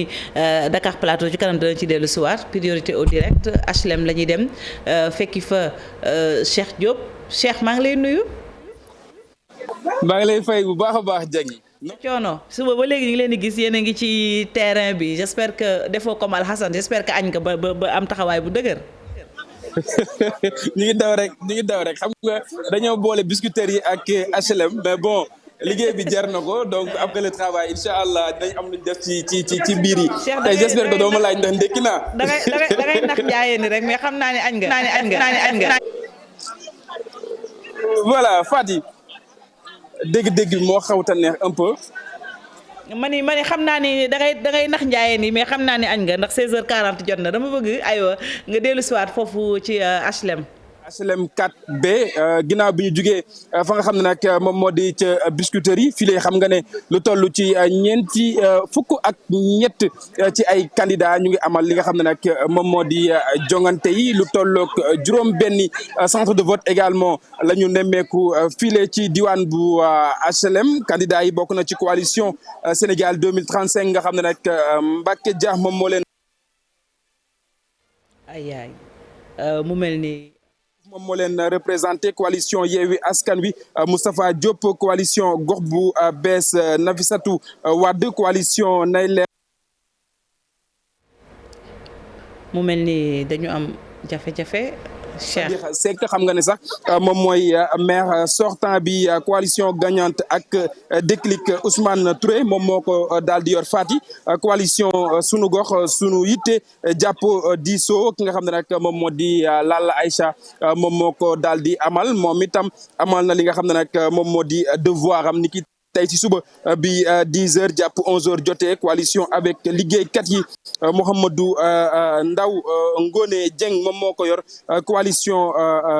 buntu bi ki nga xam ne nag moom moo di Ibrahima Gaye moom moo ko yor ëllëgu Sénégal itam Cheikh Ahmed Tidiane Mbaye coalition wàllu askan wi ki nga xam ne moom moo di Fodé Sakho itam bokk na ci ñi nga xam ne ñoom ñoo ko yor waaye bi ñu ñëwee fi li nga xam ne nag moom moo di ci centre bi am na kenn koo xamante ni daje nañ ak moom itam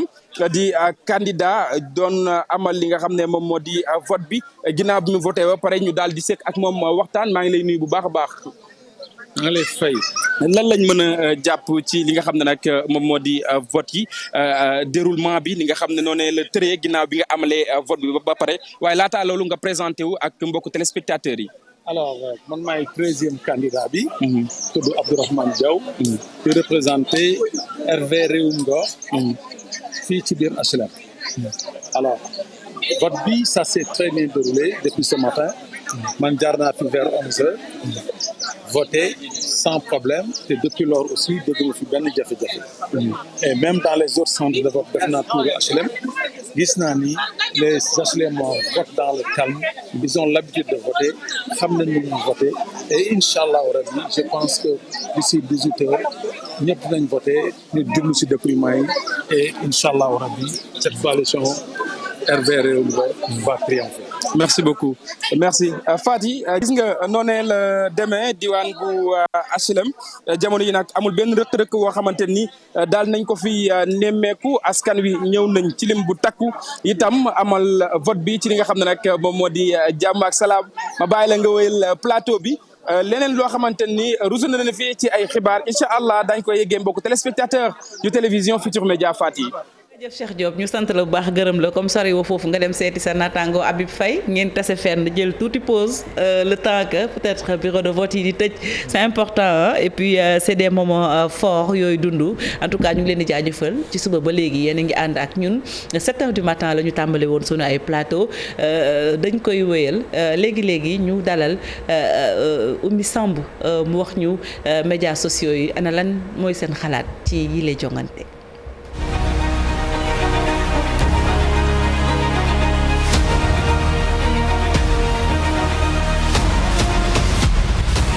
sunu hashtag sunu local 2022 la plateforme boo leen mën a dem di ngeen ko fa fekk tey nag Miss Météo dafa pousse Miss Digital ñëw. voilà Miss Météo locale. Miss Météo locale. électorale. aywa Oumy Samb kon tey mën nañu wax Miss Digital wala élection. on peut dire les deux. waaw les deux donc Oumy c'est un plaisir ñu ngi lay nuyu di la dalal. merci jërëjëf Fati maa ngi nuyuwaat les téléspectateurs. lii nag la ñuy tijjee Mamadou Ibn Abdallah si Twitter bi moom nee na lii rafet na macha allah. diggante Diop Sy ak Abdoulaye Ndiaye Ngalgou les deux fils de Tivaouane. moom nee na yal na leen yàlla defal li gën ci ñoom. ñu xool vidéo bi léegi nii. c'est très important message bi bi mën a comprendre si vidéo bi nañ ko xool. Ndiaye Ngalgou honorable Demba Diop Sy affaire bu garaaw a ngi nii yéen ñaar bu ko ci jël baax na waaw Abdoulaye Ndiaye Ngalgou soo gañewul yàlla na Diop Sy gañe waaye Ndiawar a ngi noonu ak Demba Diop Sy borom Sabador ndeysaan mi ngi noonu ñi nga xam ne ñoo taxawu xadara bi yéen ñaar yéen a gën a bëgg quand même une très belle image ay candidats bokk Babacar seen dëkk muy Tivaouane dëkk Seydi Hadji Malick mais li ñu rafetlu mooy ñu tase saafonte c'est ça le Sénégal. mais lii dafa war a servir exemple à tous les leaders. je pense que ni lii tey les hommes politiques les leaders de partis politiques et de coalitions de partis politiques. bu ñu jëlee exemple ci lii. jàpp naa ni comme leader doon wax léegi bu ñu voté dimanche lundi. war nañu mën a xëy dem liggéey parce que c'est ça le Sénégal benn bopp la kenn mën ko xar ñaar. donc je pense que message bi tey dañ ko war a sax partager moom la ñu war a véhiculer parce que lii mooy Sénégal en réalité. lii je pense que ni ku ci sax leader bu ci sax. dina jox exemple parce que le plus souvent boo xoolee les militants. ñi seen leader yi di doxalee rek noonu la ñuy doxalee. donc bu ñu defee nii je pense que ni ñoom aussi seen militants yi. dinañu mën a sans continuer lii mooy Sénégal. Abdoulaye alors Fatou li ñuy wax. Babacar mënuñu ci teg dara lii la ñuy xaar ci ñoom et rien d'autre et durant la campagne am na ñoo xam ni def nañ ko ku mel ni Aly Ngouille Ndiaye à Linguère dalal fa Bougane Gueye Dany dem fekki ko xaw ma sax ndax invité na ko mais mu dem dafa rafet Ali Lo un autre candidat aussi Ali Lo mu dalal ko fa gone ni affaire yi ni ngay wax ñoom ñëpp ay mbokk lañ suba ñoom ñooy àndaat ni ko kii wax yow tu n'es même pas sûr dans ta propre famille que sa jabar yow lay votel wala donc oui le vote est secret donc jaru ko fi ku ci nekk li nga gëm demal exprimer ko dans les urnes ci jàmm ak salaam mu rafet ñu xëy àndaat moo xam candidat la wala électeur lu ci mën a am ñoo nar a bokkaat suñu ngénte ñooy bokk suñu ay dëj ñooy bokk suñu sàppe julli ñooy bokk itam jàngu ba dem donc ñooy bokk tamit sanctuaire yi sax ndax Sénégal benn bopp la et puis on choisit. da ngay gis ku bokk liste pouvoir keneen ki bokk opposition dans une même waaw famille. liste yi kenn ku ne ak fi nga féete mais li am solo rek mooy ñu def ko ci jàmm et loolu moom mooy vidéo bi ñu directeur sànq ñu des ba tey ak suñu hashtag Oumy Samb suñu local 2022 ba tey yaa ngi biir Twitter. c'est important Seydina Aboubacry moom nee na nu mu mënti demee moom élection yi ku mënti gagné moom daanaka nee na am na yaakaar bu baax ci jeunesse bi nee na j'ai vu beaucoup de jeunes ruer dans les bureaux de vote aujourd'hui donc il est très fier moom nee na c'est important de faire notre devoir de citoyen Fati dem voter ji parce que ñun ñooy comme ni mu ko waxee jeunesse bi yoruñu réew mi mais c'est la jeunesse pour l'avenir c'est vraiment la jeunesse Dame Diop moom nee na les résultats issus de ce scrutin va déterminer l'avenir du Sénégal maanaam bu ñu demee voter ñun ñooy déterminer avenir bi comme ni mu ko bindee. aywa ñu peut-être jàll ci beneen réaction. Rokaya Seck moom nee na pour ceux qui ne l'ont pas encore fait allez voter exprimez votre choix. Des na encore un petit peu moins de 2 heures donc c'est important comme je viens de le dire. De faire notre devoir de citoyen d'aller voter. Ça prend quelques minutes dem voter ji participer aussi. C'est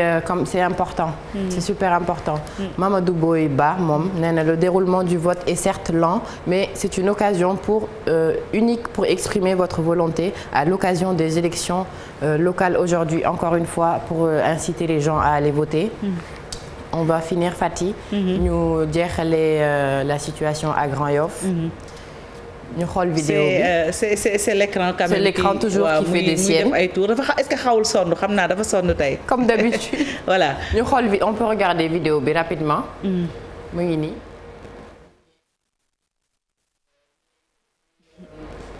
Papiers sont installés sur des briques. Les conditions ne sont pas réunies pour vote mais nit ñi teewul ñu ngi dem. Les feuilles sont sur les briques mais on y va on continue de voter. C'est jusqu'à 18h. Faisons notre devoir de citoyen. Babacar quand même cette image. Ça en fait bi may dugg ci laa gis image yi. Sur les réseaux sociaux mais ça c'est inadmissible. C'est-à-dire ñun fu ñu toll nii ci Sénégal. En 2022 waratuñ mën a concevoir. ay bulletins de vote ñu koy tegale ci ay briques. mais Babacar xale yaa ngi jàng dans des abris provisoires yoo xam ne conditions yi. c'est tellement vrai mais lii c'est à Grand Yoff lii vous sortez c'est à Grand Yoff. Et puis li ma mënul nangu mooy Abdoulaye De il y a un budget pour l'organisation des élections. Donc budget boobu je pense que ni tey lii en tout cas dafa rafetul ci image du Sénégal. Franchement lii moom c'est quelque chose boo xam ni. c'est à dénoncer c'est à regretter. Et je pense que le ministère de l'Intérieur il a été interpellé sur ce cas-là mais lii moom wax dëgg yàlla soxna Fati ci Sénégal fi ñu toll nii ñuy organiser élection bureau de vote yoo xam ni bulletins yi ñoo ngi koy teg ci ay briques te ñii boo xoolee déjà fi ñu toog c'est pas confortable. Parce que aussi élection yi 8h ba 18h nga bëgg a am position yi nii. lii c'est pas normal tey boo jëlee personne 3e âge fan muy def ba jël bulletin yi. dafay sëgg. lii ci suuf lañ ko teg ay mool lañu teg ko ci. am na ñoo xam ne dañu am problème mu dégg. C'est ça. Donc lii je pense que ni soxna Fati c'est quelque chose boo xam ni il faut vraiment le dénoncer et il faut réparer ça. On ne sait pas s'il faut en rire ou en pleurer tellement ay images yu doy waar la Oumy Samb. C'est sûr ay réactions yoo xam ne dañ ko jël ci réseaux sociaux yi. mais teewul gars yi votants yi ñu ngi dem. ils continuent d'aller voter. ma leen di fàttali aussi ne que mën ngeen ñu yónnee ay vidéo comme vidéo bi ñuy xool nii léegi. situation yi am ci bureau de vote yi. sur le numéro qui est inscrit juste en bas. Ce sera le 76 328 48 25 76 328 48 25. mën ngeen tamit commenter via les plateformes Facebook YouTube avec. Ainsi que Twitter avec le hashtag Sunu Local 2022 tout au long de la journée. ñu mën ko retranscrire ñu am information yi en temps réel. Parce que tout le monde utilise son téléphone. ñun ñëpp ay journalistes lañ léegi. ñëpp ay vidéo donc yónnee leen ñu ko et puis ay analyse ay vidéo yu pertinentes ma mën ko retranscrire. Citoyens yëpp mën a am information. Très bien merci beaucoup Oumy. On se retrouve tout à l'heure pour le point oui. ñu bàyyi la nga dem ci ginnaaw et je pense que mën ngeen wéy di. bind ci réseaux sociaux yi di utiliser hashtag groupe Futurs Médias mu ngi noonu di défilé sunu local 2022 je pense que sur Facebook ñi ngi fa sur Twitter également et puis am nañu numéro WhatsApp boo xam ne mun ngeen ci envoyer lépp luy ay réaction numéro baa ngi noonu 76 328 48 25 loolu nag muy loo xamante ne si moo nekk ci réseaux sociaux yi dem leen ngeen bind jëfandikoo leen sunu hashtag et puis l'équipe digitale qui est derrière ak Oumy Samb se chargeront du reste muy Magui Coulibaly Pape Jean ak ñeneen ñi ñu àndal ñoom ñëpp ñu ngi ci ginnaaw di xool seen ay réaction ci réseaux sociaux yi aywa ñu dem teelu seetiwaat soxna Aminata Mbaare Sow fan lañ koy fekk Aminata ndax mu ngi ci buumu jokkoo gi wala mu ngi nekk en direct à partir de son téléphone portable mu mel ni voilà Mbaare dellu siwaat na ba takk masque am Aminata Mbaare maa ngi lay nuyu. Faty maa ngi lay fay instant bi ci waax yu metti laa nekk parce que maa ngi jógee centre fële ma nekkoon war a delluwaat fële ci ginnaaw raay sud xool exactement lu fa xew donc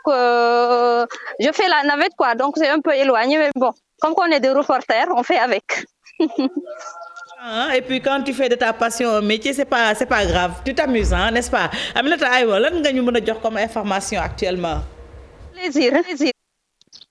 Donc je disais que fi ma jógee c'était à Guinaw Rail Nord donc là-bas 9 candidats sont en liste pour la course de la mairie mais également au niveau de la ville de Pikine ils sont au nombre de 6 donc on peut retenir juste que les choses se passent à merveille quand même il n'y a pas eu beaucoup de violence comme on le craint souvent dans certaines localités surtout dans la banlieue mais quand même les gens ont sensibilisé surtout les candidats ils ont tenu à sensibiliser leurs militants qui sont quand même venus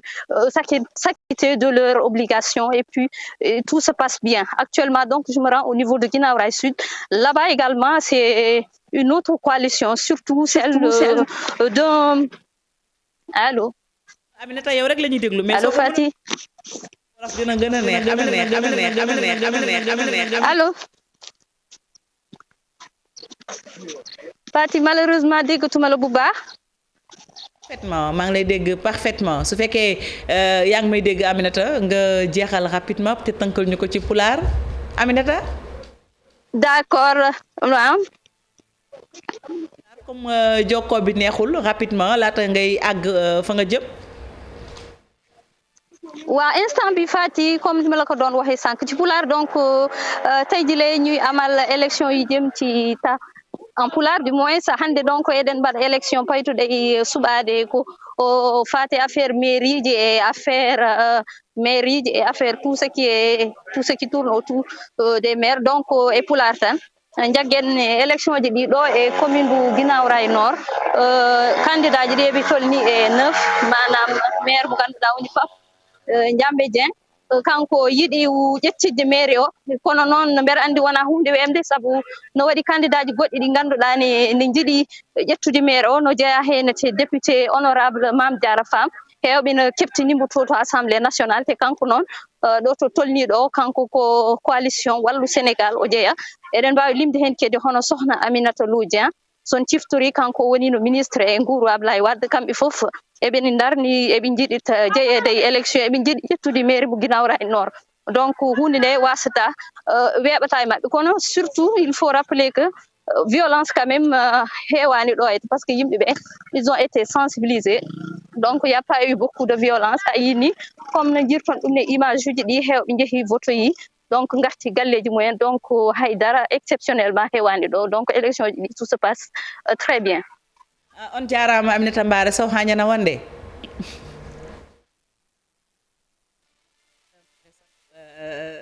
ba beneen wala ba ci kanam sax ci kanam ñu làmbaat ko mu soxna Aminata Mbaare Sow di ko jaajëfal bu baax wax na ko nag jaabante bi metti na ñu ngi leen di massawaat encore une fois c'est pas évident ñekk ci terrain bi liggéey bu am solo la ñuy def Pape Abdoulaye Der mu mel ni sànq yaakaar naa ñun on a même perdu le fil tellement réaction yi dañoo bëri woon ñu dellu si waat peut-être parce que fii ak 4 minutes ce qui s'est passé à Ziguinchor voilà c'est pas une première malheureusement. mais bon. Est-ce que duñu dem jëliwaat Seydou Nourou priorité au direct. Seydou Nourou Ba bu groupe Futurs Médias ñu gën ko xam ci rajo bi mu ngi noonu moom dafa dugg ci oto toog Seydou est-ce que da ngaa sonn di noppalu waale maa ngi lay nuyu. sax sama écouteur moo wadd te xam naa sama tax ci moom li xaw a doy moo ma dugg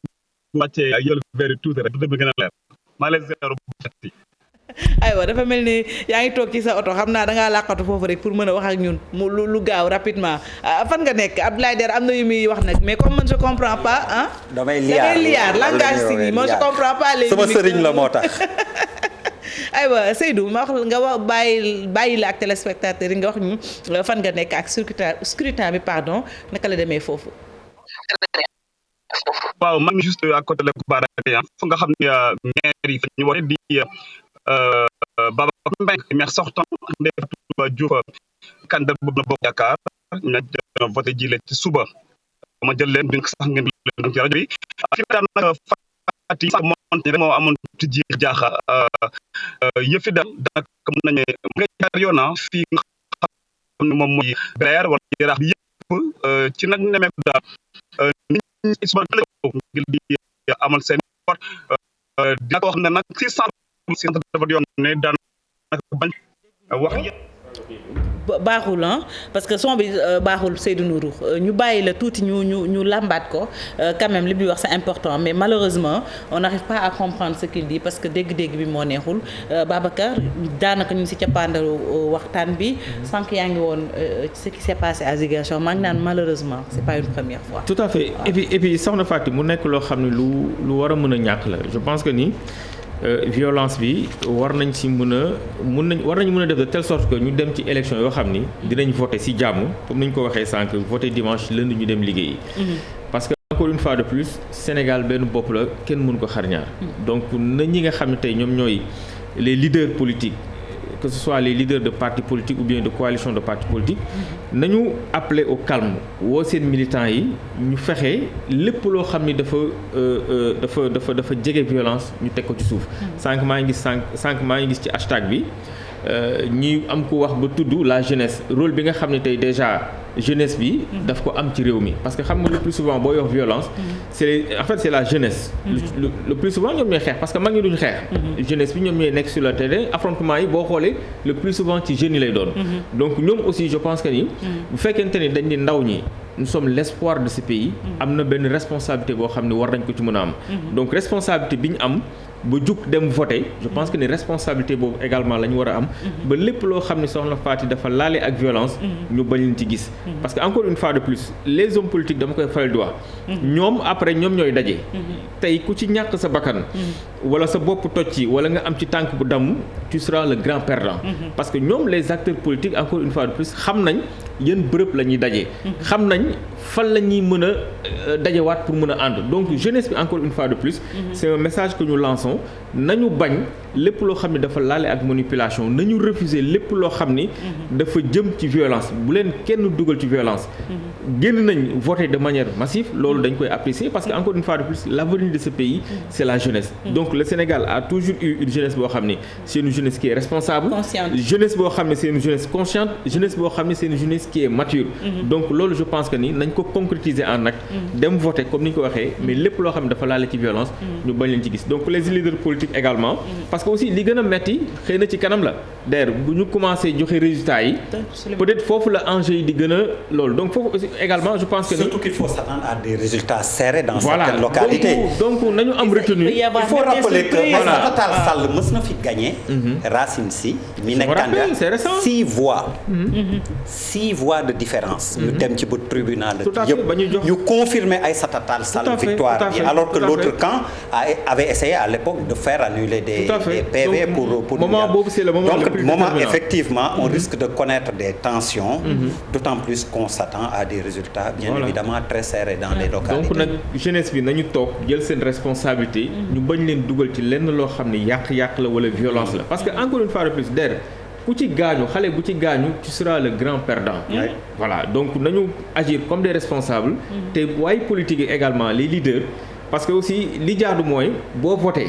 ak parce que Bamba Fall sànq wax na ko nee na lu mënti am ñu xam ne yàlla suñu borom moo ko dogal. donc moom nee na moo ngi lancé appel moo ngi ñaax ñi nga xam ne tey mooy ay militants pour que ñu bañ a dugg ci leen loo xam ne violence la. donc je pense que ni leader politique yëpp bu ñu ko defee. 18h bu ñu tëjee urne yi. bu ñu joxee résultats yi kenn ku nekk nga accepté. ba pare recours dafa am. dégg boo d'accordul code électoral daf ko prévoir. boo d'accordul bu commission bi bu ñu joxee les résultats provisoires tu as la possibilité nga saisir cour d'appel. pour que nga mën a def recours. donc je pense que ni y a des voies de droit yoo xam ne ñoo ngi fi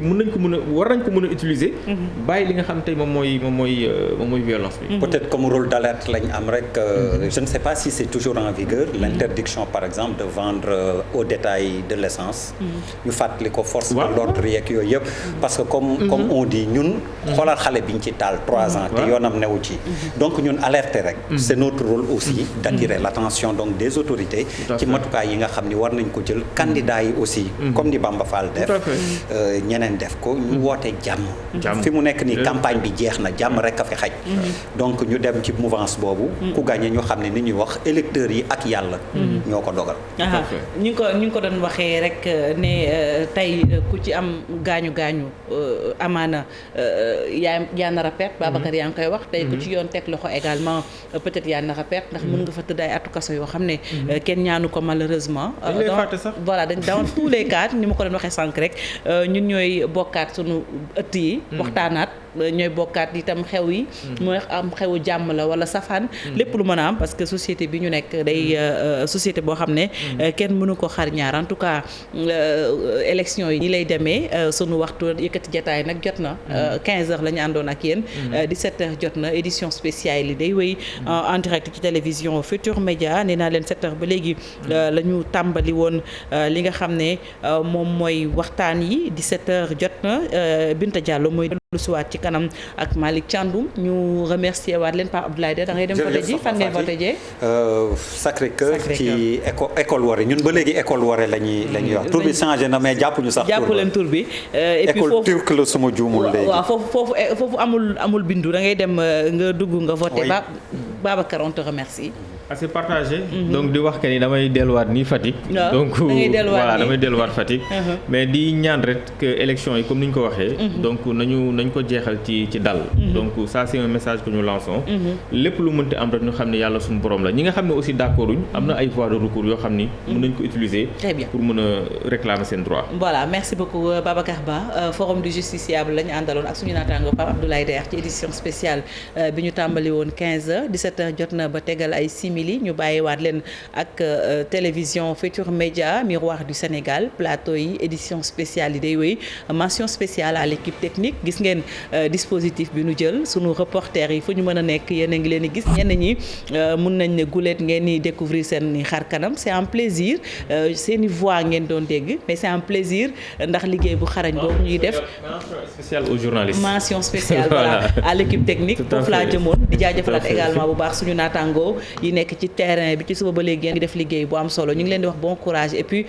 soyez prudents ndax fitna am na ci quelques incidents itam am na ci dañuy dund ak yéen édition spéciale yi day wéy fii ba ci le reste de la soirée et puis ëllëg incha allah dañuy wéyal dépouillage bi ak yëpp ñu ngi leen di jaajëfal bu baax desandi leen ak programme yu télévision Futur Média jaa ngeen jëf ci kanam Binta Diallo.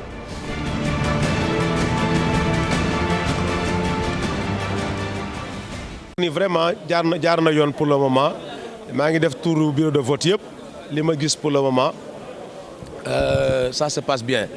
nee nañ amuñu benn incident benn couac pour le moment ça se passe super bien. non jafe-jafe vraiment rencontré guñu ko et puis que vraiment citoyen yaa ngi jóg ñëw voté si ñu dëkk plateau pour le moment vraiment gars yi ñu ngi def seen devoir de citoyenne. dañu àdduna ak ñuy seetaan. àdduna ñu bëri dañu yaakaar ci système Sénégal boo waxee rek ñu ne Sénégal moom macha allah exemple la mais loolu nag nañ ko ndamoo ba pare aar ko gën koo fësal. ma koy xëccool moom ndeysaan xam naa ni 18h rek ñu xam ni daal la leen dese ba ñu naan dañuy laaj plateau bëri na lool waaw gis nga élection du ci fukk ak juróomi fanu campagne nga koy gagné nit ñi il faut ñoo xam la nga dëkk ak ñoom amal leen njëriñ. gis nañ ne ci fiche d'émargement yi seeni tur nekku si loolu daal la ñu mën a defagum comme remarque ci quoi yi am mais globalement mun nañ gëm ne vote bi vraiment ça se passe normalement. ci xaw a remarqué parce que centre bi par exemple Clémenceau centre bu mag la vraiment daan nañ gis mbooloo bi gën a takku mais daal li ñu gis nii daal bon amoo gisaguñu mbooloo bu takku boobu daal. pour le moment li ñu gisagun daal ci vote bi daal mooy nit ñi ni ñu war a génneewul noonu daal waaye nag li ñu gisagun ci bureau yi manquement yi amagul solo lool li ñu centre yi ñu jotagun a dem mais daal en tout cas daal ñoo ngi am yaakaar aussi tamit bu élection bi jeexee rek bu soobee yàlla am nañu yaakaar ci ne danañu gañe bu rafet ndax li ñu gisagun suñu xel dal na li ñu gisagun daal suñu xel dal na waaw am na ay jafe-jafe ay manquement ndax toujours damay wax ne vote Touba boo gisee toujours mu metti mooy dafa favorableul état comme ça favorableul état bi rek à chaque fois état bi dañ koy saboter loolu moo waral toujours vote bi noonu la mas di demee mais en tout cas ñoo ngi am yaakaar de toutes les façons que rek nit ñi danañu génn voter ca buñ génnee voter rek dana am victoire bu ngoone incha allah delloo njukkal président Abdoulaye Wade. ni vote bi ni ma gisee mu doxe su continuer wax dëgg yàlla li nu bëgg ci Sénégal yàlla dana nu ko defal mooy Sénégal nekk réewu démocratie nekk réewu démocratie fexe ba képp vote bu am nit ñi ñëw voter ci jàmm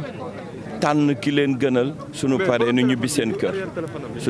ñibbi seen kër loolu laa doon ñaan te loolu laa gis fii yàlla na yàlla def mu tasaare fépp fi Sénégal fii nag dafa am dëgg la loo xam ni sama warugaru citoyen